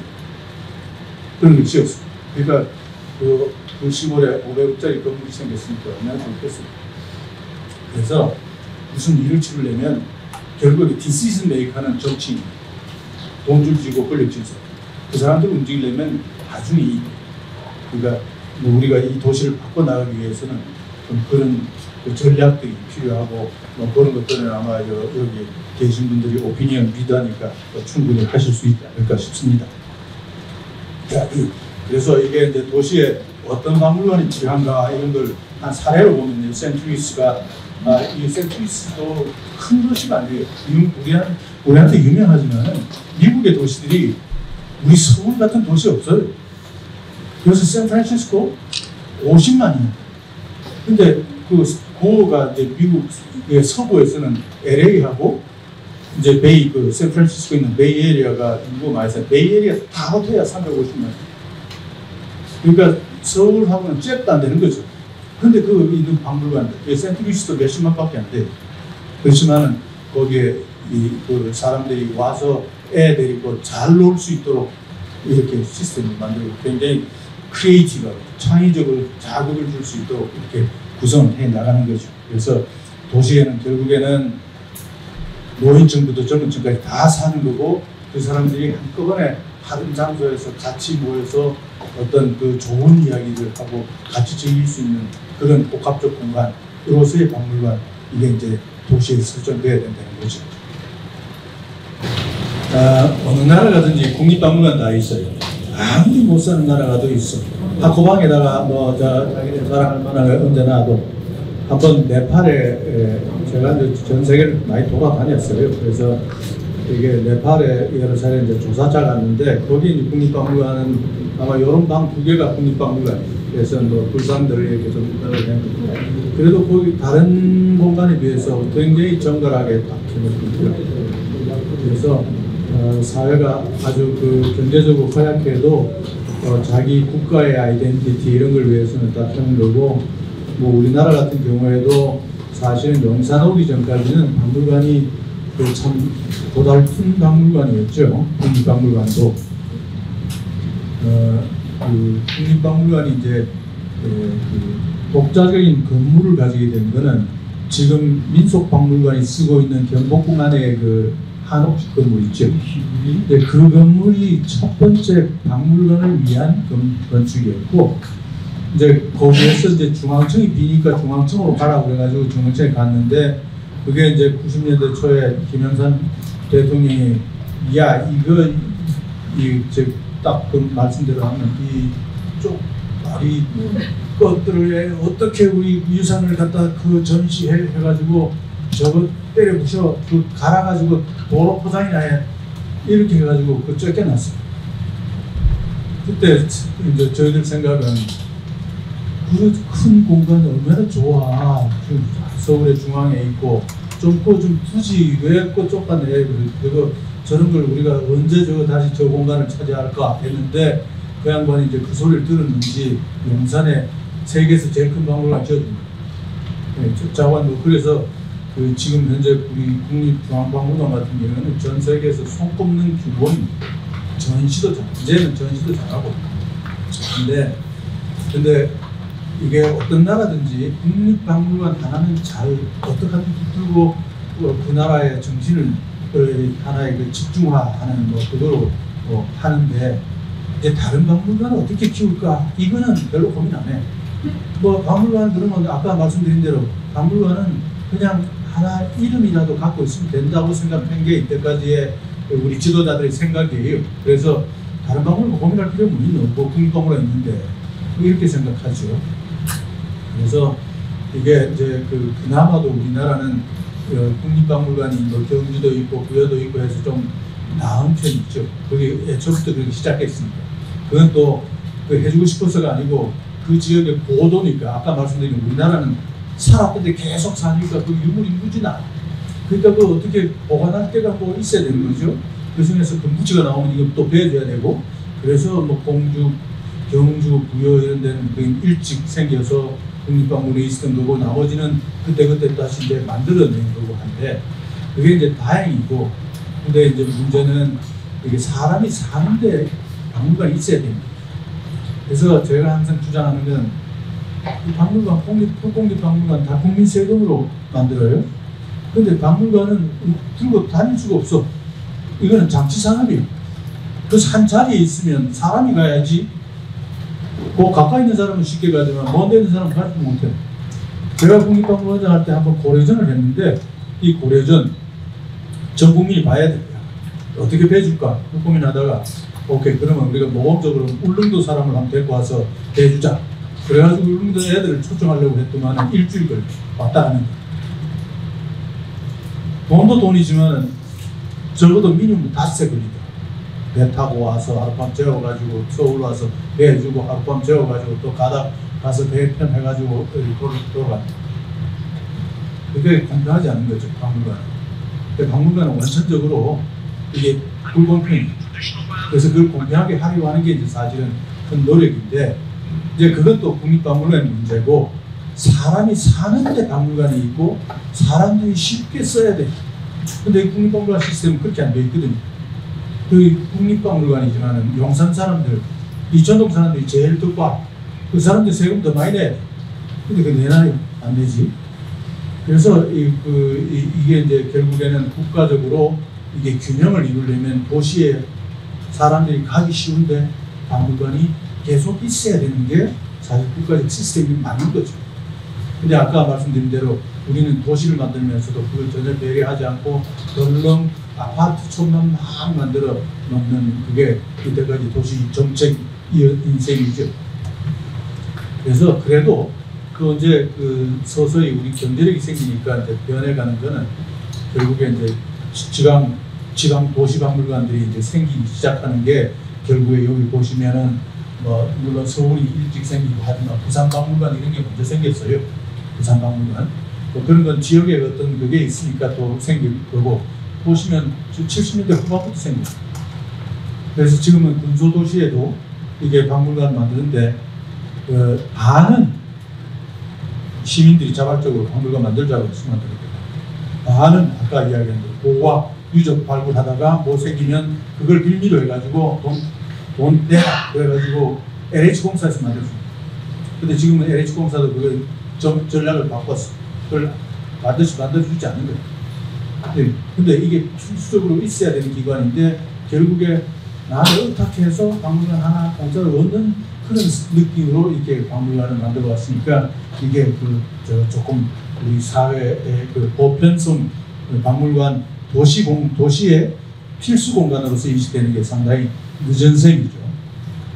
그래서 뭐 그런 게 문제인데, 여기 보면 여기 판교박물관, 정감박물관 이게 다 그 도시에서 고고학 유물이 나와가지고 그걸 가지고 이렇게 만들어준 그런 경우고, 청계천 같은 것도 마찬가지죠.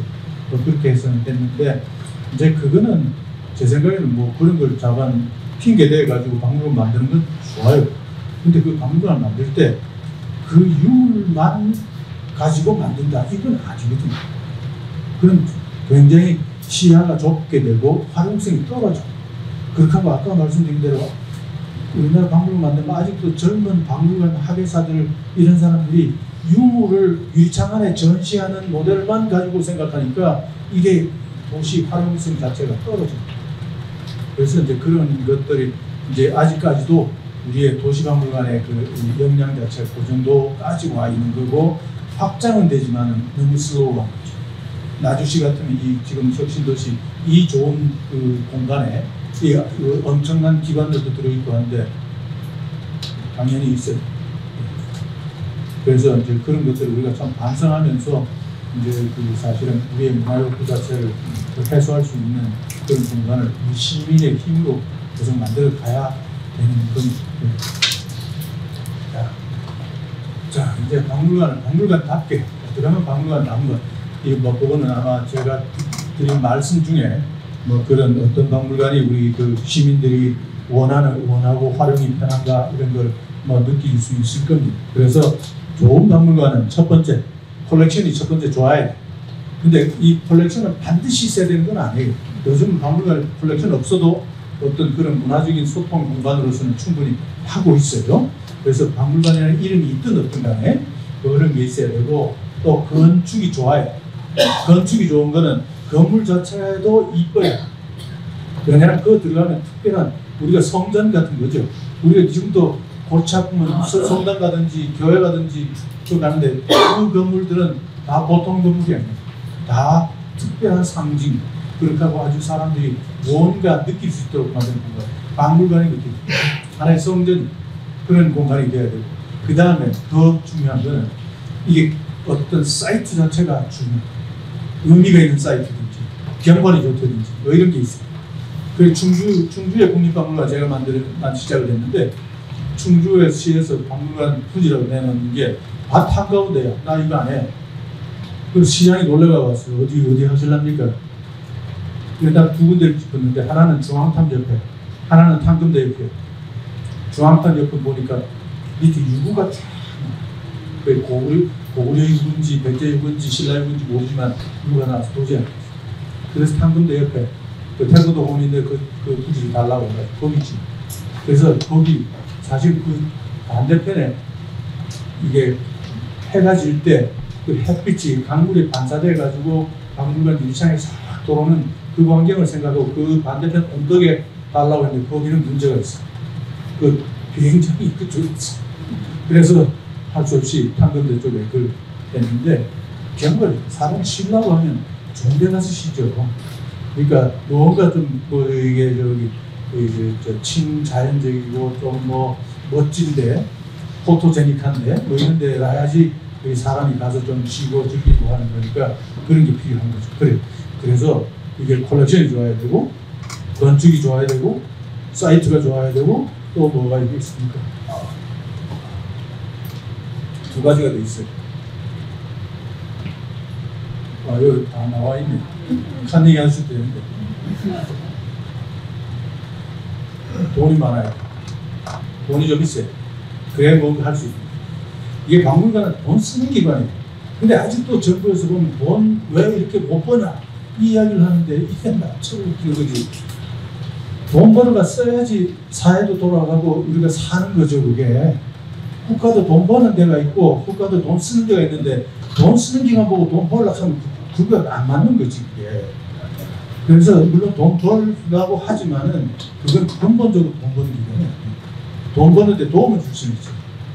그래서 뭐 그런 컨셉트 자체가 우리가 사회적 지도자들이 생각을 바꿔야 돼요. 사람을 편하게 해주고 고유한 기능이 있는 거죠. 그 고유한 기능이 결국에는 사람들한테 어떤 좋은 정보를 주고 교육을 시키고 또 그렇고 즐거움을 주고 이런 거지. 그게 거기서 돈을 벌어가지고 뭘 어떻게 해요. 돈 버는 거는 삼성전자 이런 데서 봅니다. 그렇게 하고 제일 중요한 거, 좋은 학예사가 있어요. 우리나라의 그 공립박물관들이 좋은 학예사 있는 박물관들이 없어요. 이게 재주가 없는 사람, 우리 젊은 학예사들이 재주가 없냐? 그게 아니야. 우리나라의 그 박물관을 만드는 사회적 정치 지도자들은 박물관을 테이프 카팅하는 용도로만 쓰지 그 이상을 생각하지 않아요. 그래서 보석이 있으면 꿰야, 구석이 있어 말해도 꿰야 되는데 꿰는 사람이 생각 안 해요. 그래서 공립박물관에서 학예사 없는 데가 많아요. 사립박물관은 할 수 없어. 그건 그 사람들이 돈을 내가지고 하려고 하는 게 힘들죠. 그래서 공립박물관에도 반드시 좋은 학예사가 갈 수 있도록 제도를 만들어줘야 되는데 그게 지금 관건이에요. 그래야지. 심지어는 요즘에 이제 박물관의 개념은 아까 말씀드린 에코뮤지엄 같은 데는 어떤 좋은 경관, 좋은 문화를 간직하고 있는 스트리트 자체가 박물관이고 그 박물관 그거를 어떻게 잘 배해줄까를 그냥 고민하는 사람이 있으면 충분히 이야기되는 거죠. 지금의 예를 들어서 지금은 또 이 사람들이 그런 류의 그 큐레이터들이 생기기 시작해요.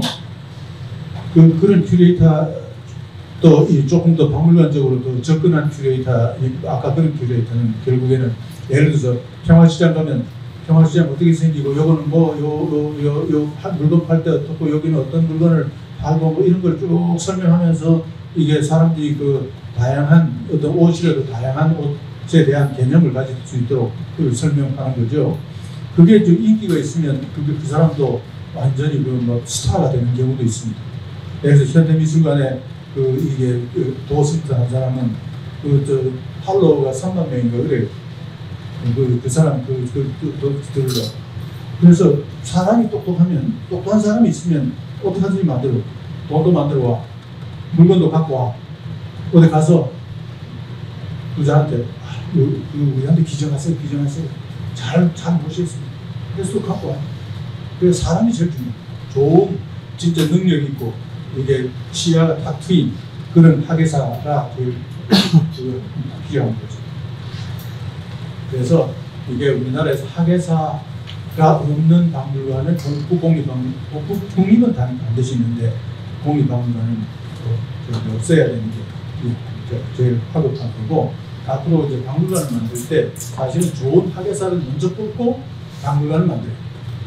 그래야지 박물관을 제대로 기능을 하게 하는데, 이게 테이프 카팅 한다고 언제까지 만들어 건물 해가지고 다 깎고 깎버리고 그 다음엔 어떻게 돌아갈지 완전히 고스트 하우스 뭐 그런 경우들이 많이 있어요. 이제 그런 게 바뀌어야 되고 이제 그런 박물관 안 만들도록 해요.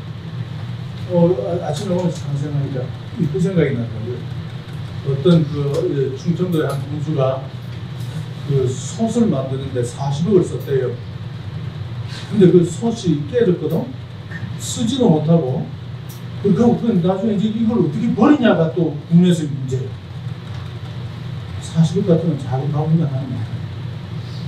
40억 같으면은 한 학예사 평생 공부돼요.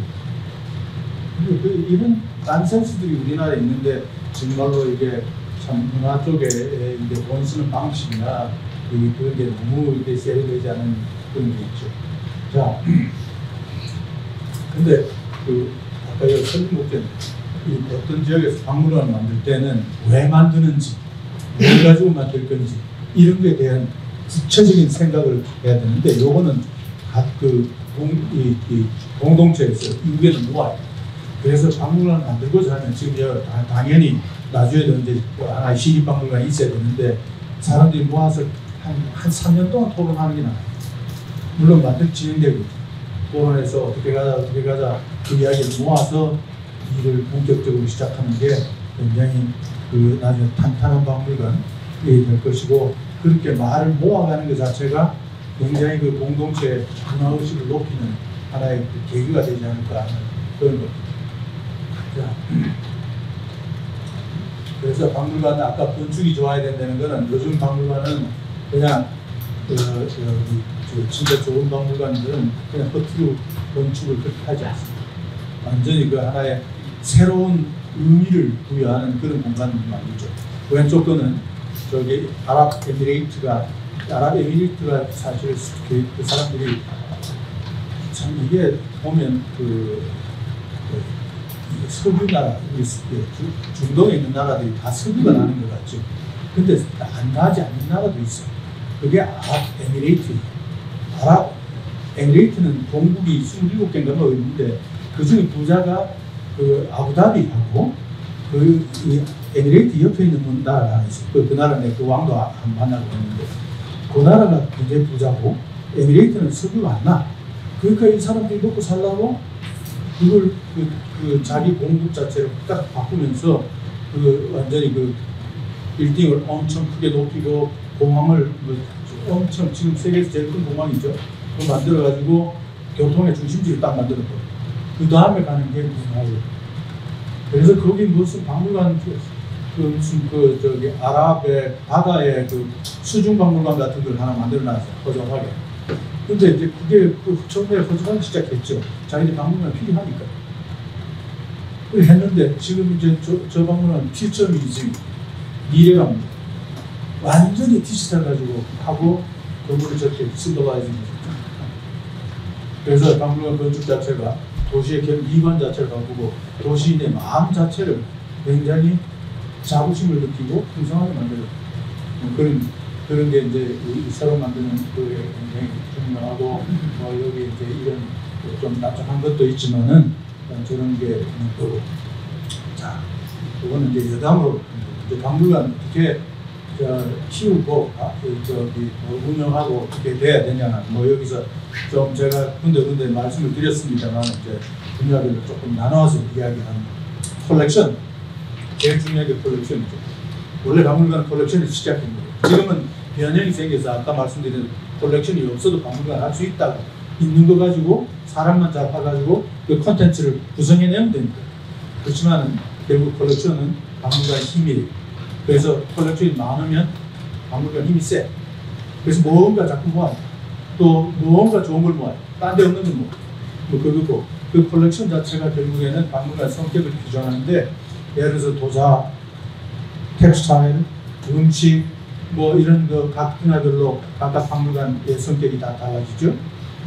그래서 이제 그 컬렉션을 어떻게 모으고 많이 모으고 이런 거가 박물관의 가장 기본적인 역할이 됩니다. 여기서 이제 컬렉션이 좋아야지 그 다음에 정보 자체를 많이 빼낼 수가 있고 그 정보를 어떤 정보를 빼냈냐 이게 이제 학예사들이 해야 되는. 그래서 어떤 면에서는 또 학예사들은 일종의 그 연구자이기도 하고 교육자이기도 해요. 그래서 연구자로서는 대중이 필요한 걸 잘 몰라. 근데 교육자로서는 대중이 필요한 걸 알아요. 그래서 그걸 갖다가 만들어주는데 그 원천적인 소스가 컬렉션이 되는 거죠. 그래서 이제 학예사는 각 박물관마다 각각 다른 전문가가 필요하다는 게 그런 예를 들어서 동물원 이것도 박물관 영역에 속해요. 동물원이고 식물원도 수족관도 마찬가지. 그럼 수족관에 보고학 전문가가 가서 안 되죠. 저기 식물원에 보고학 전문가, 역사 전문가가 갔을 때 있어요. 네, 그런 게 또 이제 각 전문가마다 그 컬렉션별로 그런 전문적 영역에 들어가는 그런 거가 있는 거고 지금은 이제 이 컬렉션 개념 자체가 지금 아직까지 우리가 확립이 안 된 부분이 있어요. 하나는 무형문화유산.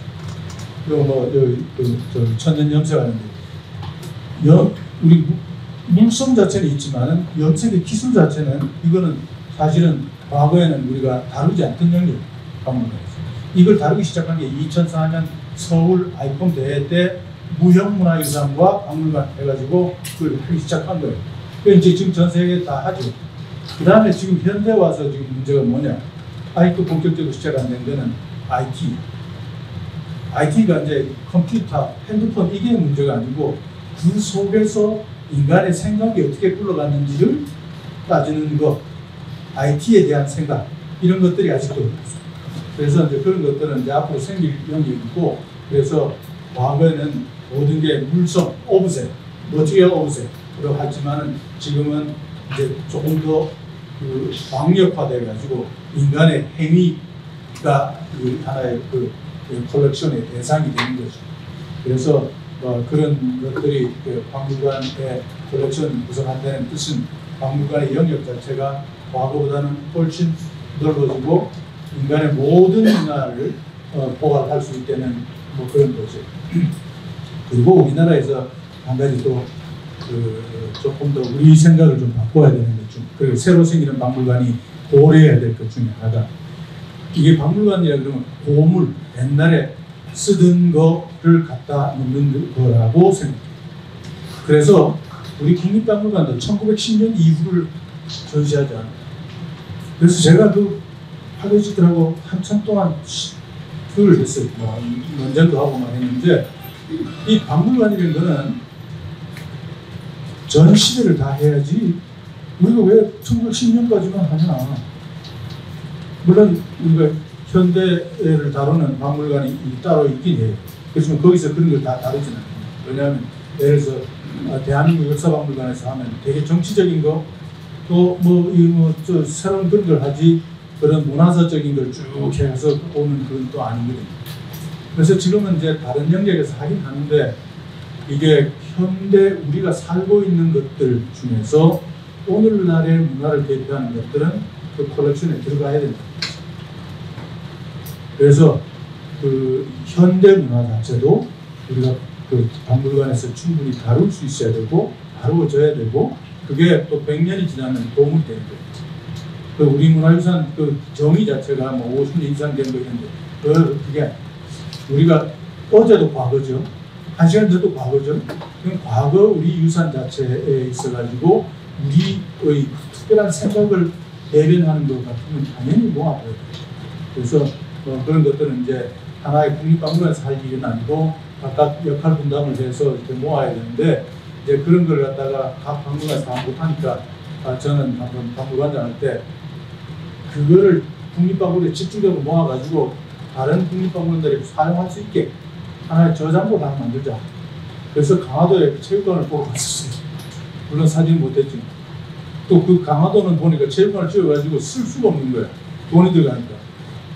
그래가지고 그걸 갖다 뭐 좀 싸게 준다 해가지고 갔는데 결국에 목 잘려가지고 결국 못 사고 왔지만 여하간 그게 우리나라의 앞으로 현대유산들을 어떻게 비축해서 앞으로 박물관이 그 공유해서 활용할 수 있는가, 도시박물관이 활용할 수 있는 거죠.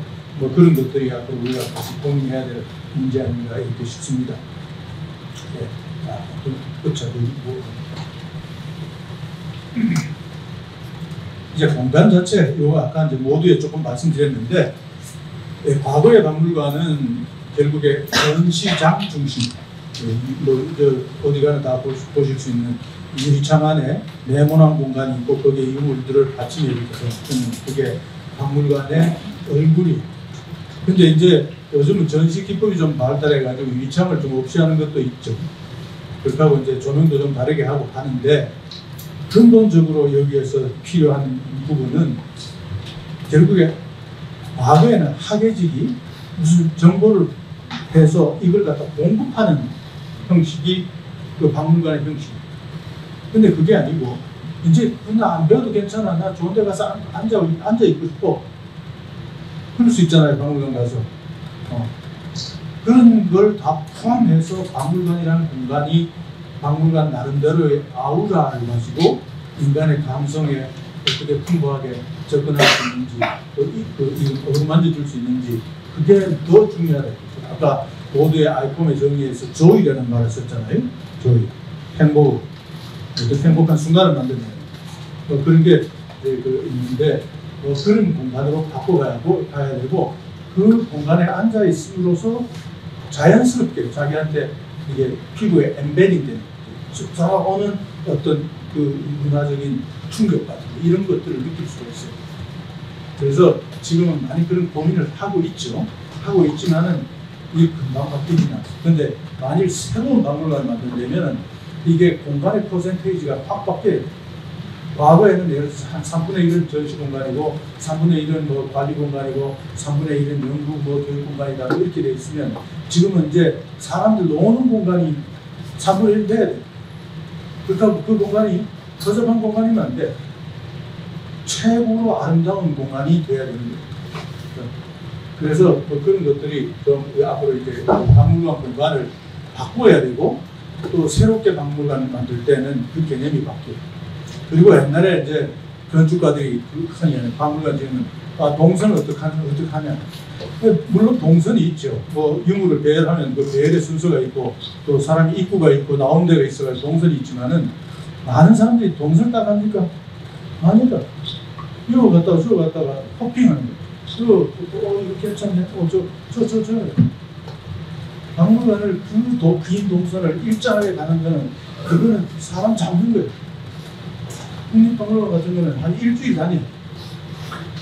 근데 그걸 갖다 동선을 그렇게 만들어 놓으면 그거는 할수 없어. 이게 도저히 고문이지. 그거는 즐거운 이제 워킹이 아니겠어요. 그래서 그런 것들을 이제 공간을 꾸밀 때 그걸 고려해야 되고 잠깐 방문할 때 그리고 여러 차례 있을 때 앉아서 즐길 때 또는 공부할 때 이런 걸 다 합쳐서. 그래서 옛날에는 우리 박물관에 애들 오면 딱바닥에 주저앉으면 왜 앉아? 왜 사람 가야 되는데 그렇게 그거 아니거든. 뭐 서구의 박물관 가면 애들 퍼질로 앉아가 엎드려가지고 뭐 글 쓰고 뭐 그런 게 있어야 되는 거고 옛날에는 박물관에 의자를 두면 막 야단 맞았어.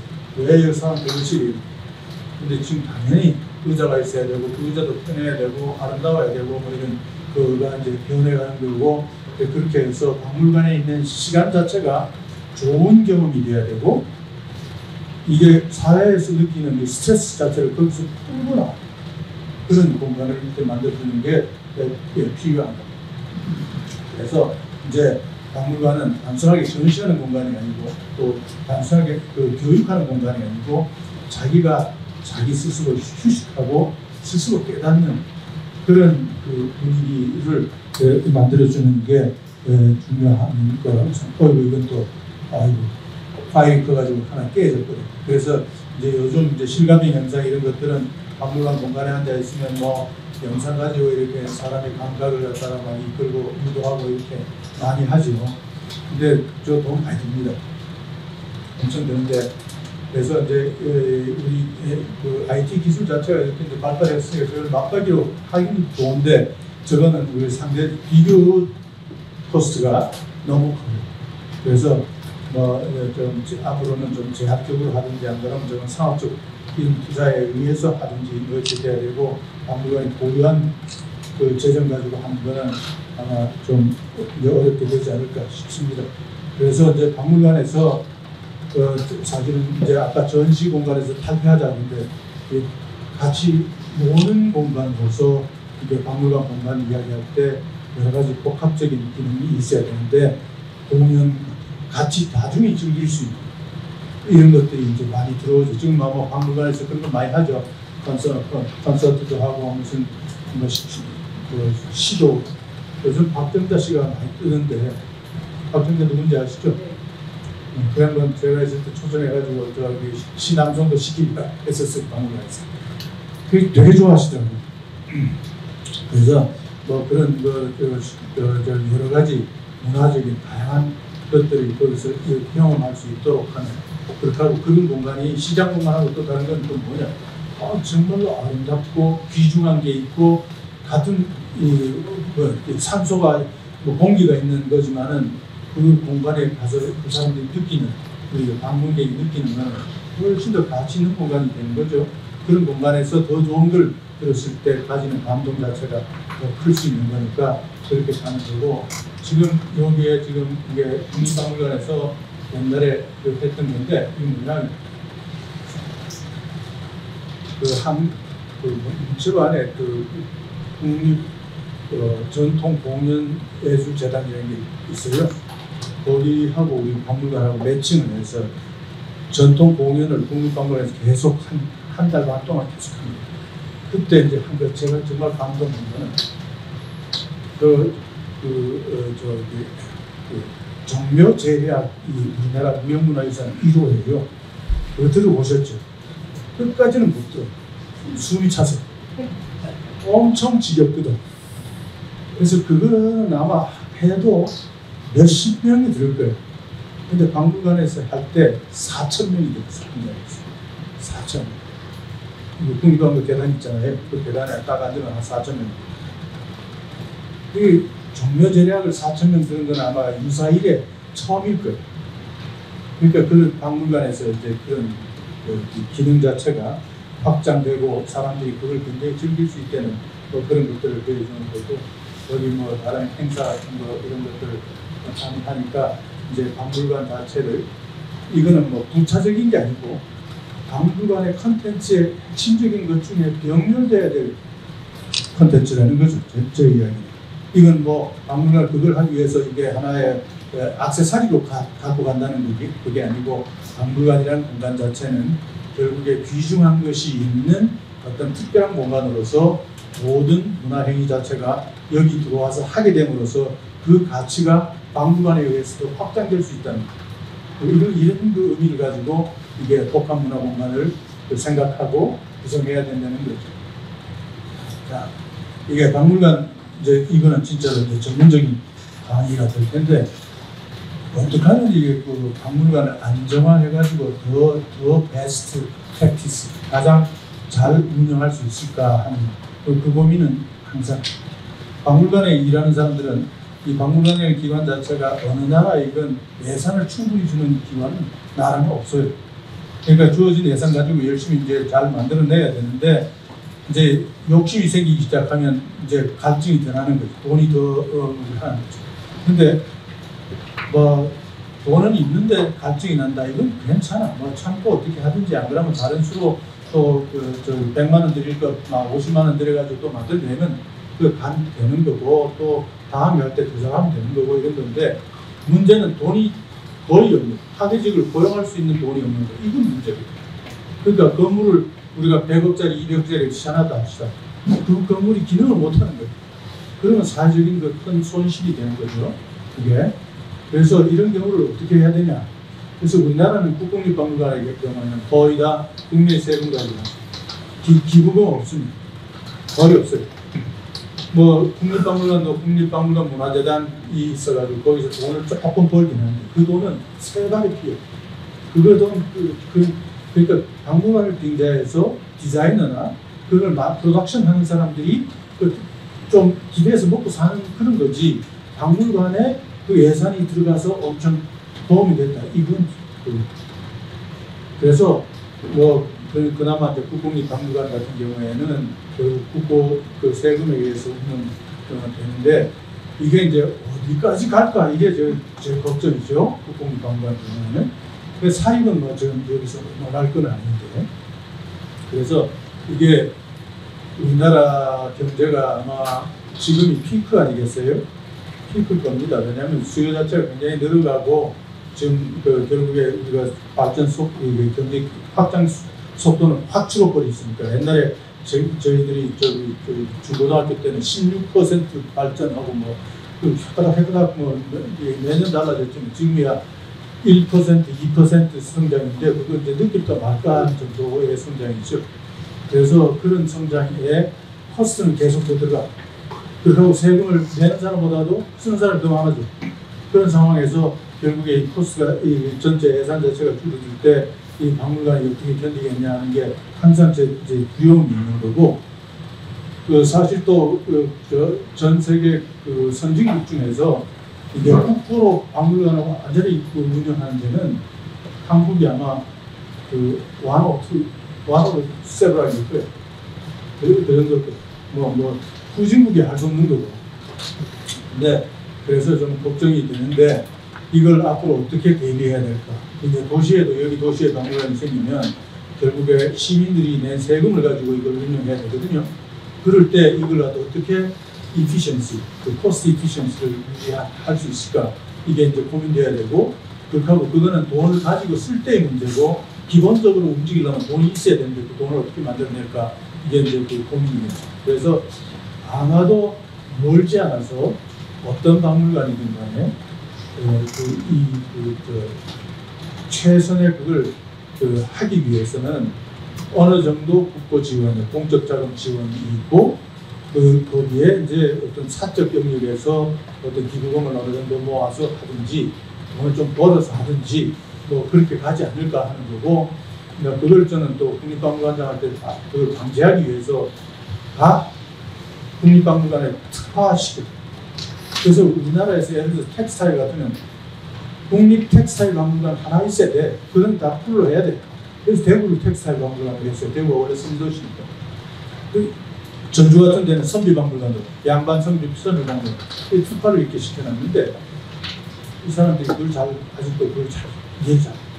그건 이제 나중에 우리 공무원들은 돈이 딱 떨어지면 그때 아차 이렇게 될 것 같은데 그 사전에 이제 그걸 딱 부딪나야 되는데 결국에는 우리가 충분한 예산을 확보하기 위한 어떤 전략 자체가 도시박물관도 굉장히 필요하고 국립박물관 당연히 이걸 해야 되는 거고 일본만 해도 동경박물관 같은 경우에 한 3분의 2 정도가 국가에서 나머지 전시 같은 거 이런 데가 돈을 벌어가지고 쓰게 돼 있고 그러니까 씀씀이가 굉장히 타이트한 거죠.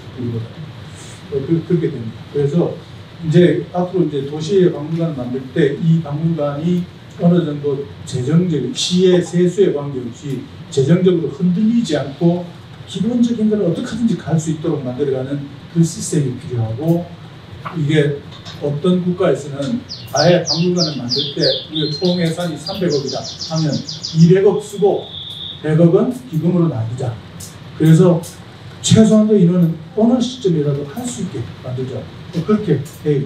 그래서 그런 것들은 아마 앞으로 이때까지는 중앙정부에서 다 받아가지고 돈 필요해? 그럼 이렇게 나눠졌지만 앞으로 그렇게 안 될 거라고. 될 수가 없죠. 그러니까 지방자치단체가 더 확장되면 될수록 그거는 결국엔 지방이 책임져야 되는 거니까 그렇게 될 때를 생각해서 우리가 도시박물관의 그 지속성을 고민해야 되고 이 펀딩 문제를 해야 되고 이런 펀딩은 돈을 만드는 것도 있고 다른 거 하나는 이런 그 어떤 워킹 일하는 사람들을 분담을 하는 다른 기관은 돈 있는 기관은 뭐 이런 것들 여러 가지 연구협업이라든지 산업협력이라든지 뭐 이런 것들을 같이 해가면서 이게 지속성을 이렇게 만들어내야 되지 않을까 하는 거고 그리고 이제 궁극적으로 이제 한국 같은 데서는 우리가 자원이 없으니까 결국엔 문화자원 자체가 가장 중요한 자원인데 우리는 또 문화는 또 벽이 우리 고유한 문화가 아주 좋은 문화가 있지만은 문화의 전체적인 규모 자체는 중국이나 이런 데 따라갈 수가 없어요. 인도나 이런 데. 뭐 그런 면을 극복하기 위해서 우리가 어떻게 가야 될 거냐 이 문제는 결국에 박물관이 가장 탄탄한 인적 구조를 가지고 있고 거기 전문가니까 여기에서 어떻게 하든지 뭘 만들어내야 되니까 국가가 어떤 국가적인 아젠다를 만들고 그 각 박물관을 활용하도록 어떻게 국가 재정 시스템을 만들어가는 그게 앞으로 고민해야 되지 않을까. 그 어떤 도시가 있으면 박물관이 있어야 돼. 이제 아까 말씀드린 대로 있어야 되는데 그게 돈이 없어가 주고 그러면 안 되잖아요. 기껏 만드는. 그럴 때 우리가 이 박물관에 국가적 기능을 주고 그 기능에 대한 보상으로서 국민의 세금을 투자할 수 있도록 하는 뭐 그런 게 좀 현명한 제도 아닐까 하는 그런 거예요. 이 가버넌스 문제는 결국에는 박물관을 이끌어가는 사람들의 이야기. 그 가버넌스는 당연히 이제 학예직 중심으로 학예를 잘 아는 사람이 그걸 해야 되는데 그 박물관의 관장이 꼭 학예직이어야 되는 그건 또 아니거든요. 왜냐하면 경영을 잘해야 될 때도 있어. 그래서 미국의 큰 박물관은 학예 관장이 따로 있고 경영 관장이 또 따로 있어. 경영 관장이 세죠. 왜냐하면 돈줄을 주니까. 그 학예 관장은 어떤 연구 이런 걸 또 관리하고 있고.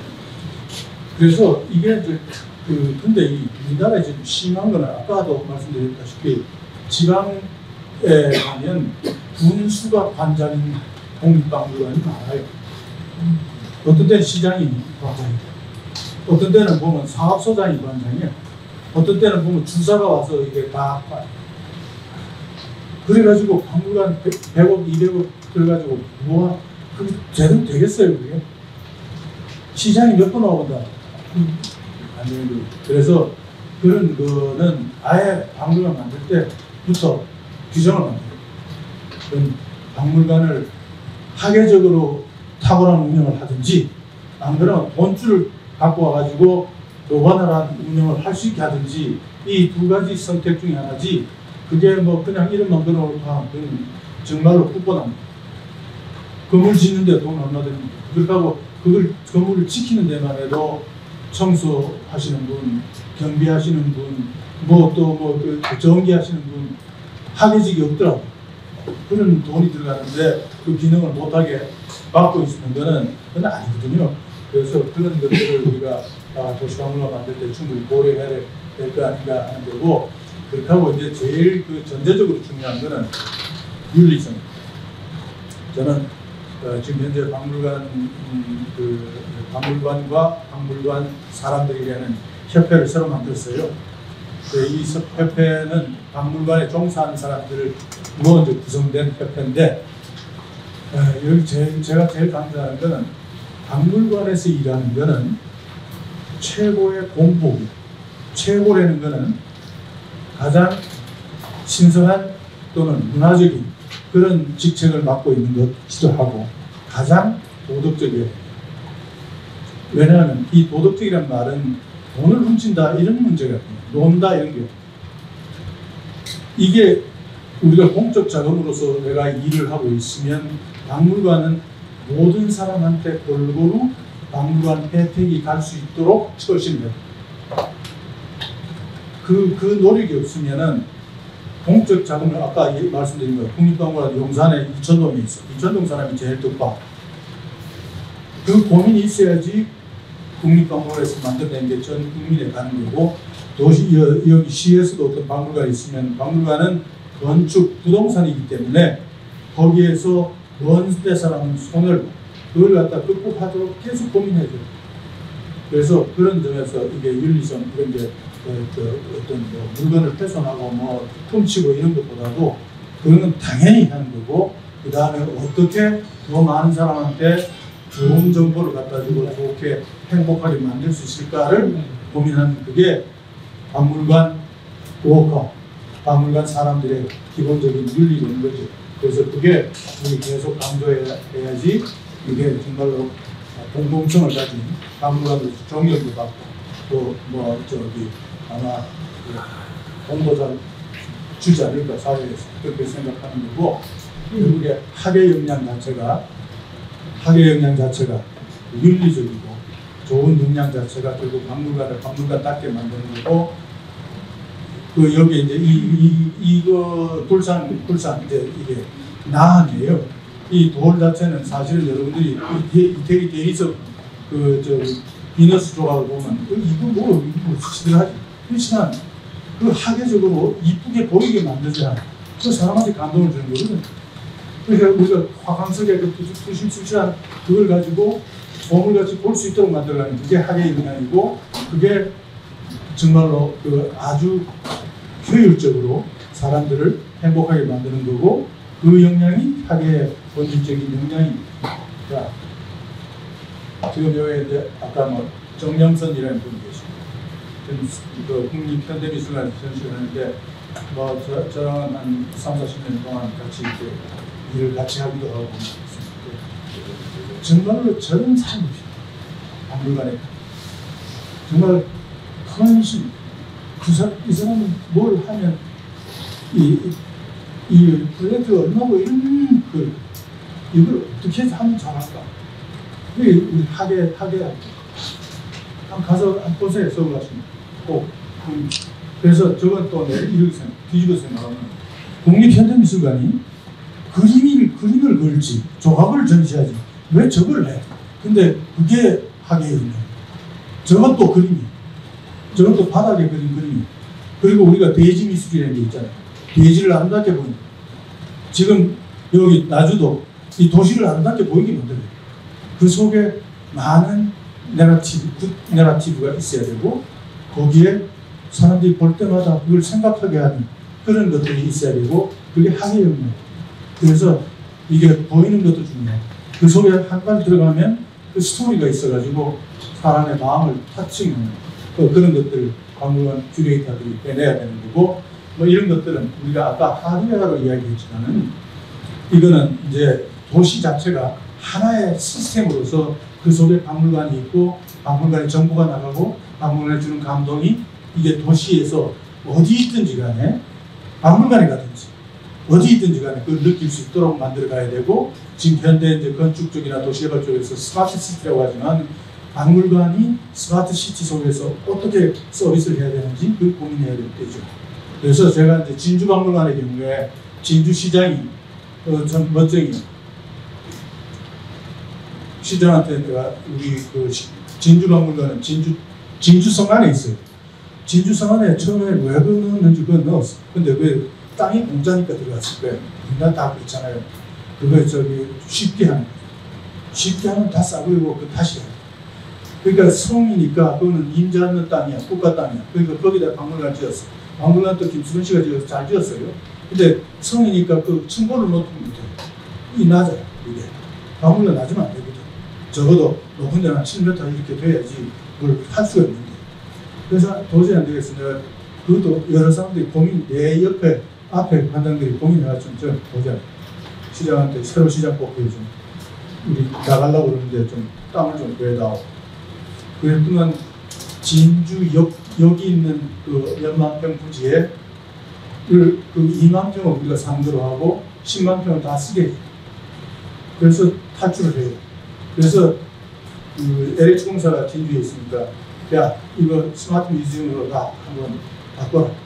그래서 지금 하고 있는데 진짜 스마트가 될지 안 될지 모르지만 야간에 그 개념으로 도시 안에 들어오고 그게 이제 도시의 전체 생활, 도시 생활 중에서 박물관 문화생활이 이렇게 배어 있도록 하는 그런 전략을 뭐 진주박물관도 적혀 있었는데 그런 걸 이제 하는 거고 박물관은 물론 왼쪽에 보면 가지 않고 이렇게 적당히 이게 클라우드 시스템으로 뭐 이게 자료를 뽑아 쓰고 뭐 박물관에 활용하는 방식이 있죠.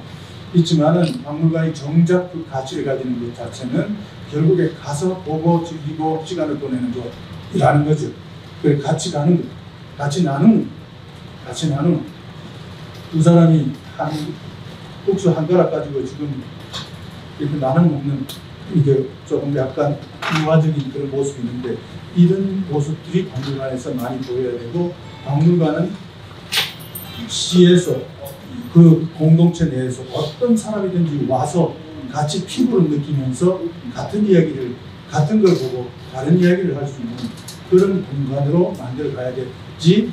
그게 이제 정말로 박물관이 하는 예의가. 그리고 이제 이 도시에서 도시가 어떤 도시에서 만든다면 박물관을 정말 이쁘게 만들어서 사람들이 거기 가지 않으면 못 빼기는 그런 박물관을 만들어야 돼.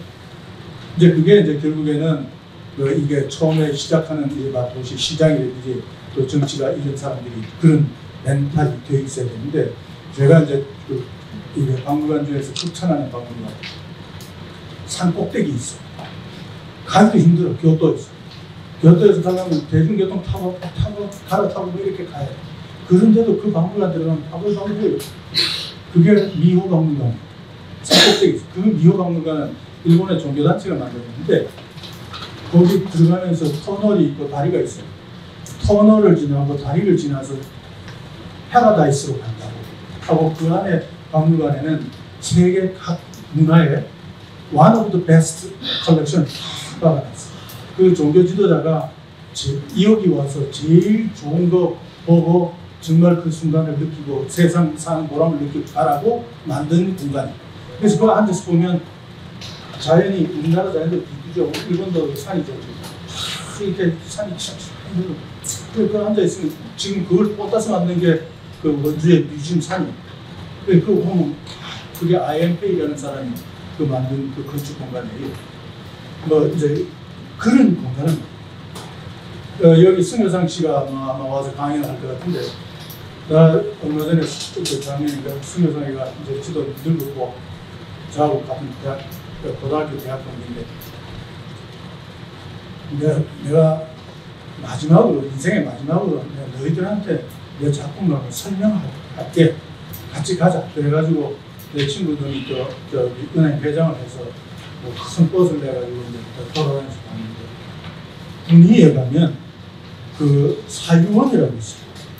그 사유원은 나 그거 정말 칭찬하고 싶고 그는 애국자라고 하는 게 우리나라의 그 도시 부근의 야산은 쓸모없는 산이에요. 제가 사는 분당에도 산이 있지만 등산밖에 못해. 그 집을 줄 수도 없잖아요. 근데 그 야산을 정말 명소로 만들어요. 명소. 군위에 산. 입장료도 비싸요. 5만 원입니다. 근데 그 꼭대기 가니까 젊은 애들이 다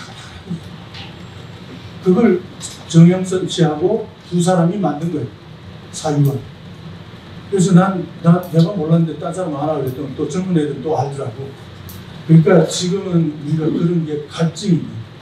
그래서 나중에 그 박물관 만들면 그렇게 좋은 공간을 만들어요.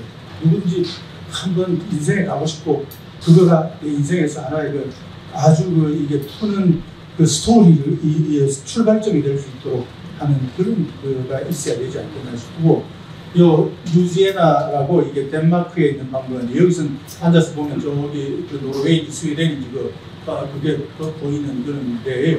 그래서 거기도 개인이 만든 건데 그래도 갈 때 보면 아무도 없어. 근데 가면 바글바글. 그런 박물관을 우리가 계속 만들어내야 되고 나중에 그런 게 생기면 좋겠고 박물관은 그 이의령 장관이 하신 말씀이 있어요. 박물관은 죽은 게 들어가서 살아서 나오는 곳이 박물관이라는 거죠. 말 맞죠? 죽은 게 들어오죠. 근데 그걸 살려서 내보내는, 그게 이제 살려서 사람들한테 스토리도 주고 마음의 위안도 주고 하는 그런 걸 이야기하는 거고, 그 살려서 내보내는 닥터가 큐레이터예요. 그러니까 그렇게 생각하시면 우리가 박물관 어떻게 만들어야 되겠고, 뭐 이게 어떻게 활용해야 되겠고, 이런 걸 좀 생각하실 수 있을 텐데, 저기 왼쪽에 있는 게 빌바오의 모습인데, 죽어가는 광산 도시로 박물관이 살렸죠. 그런 사례들이 있습니다. 나중에는 정말 아름다운, 비단 낫지 않아요. 비단 같은 고장이에요. 그래서 여기에 박물관이 당연히 있어야 되고, 아름다운 박물관이 있으면 좋겠습니다. 시간이 조금 지났는데, 질문 나중에 이메일로 하세요. 경청해 주셔서 감사합니다. 네.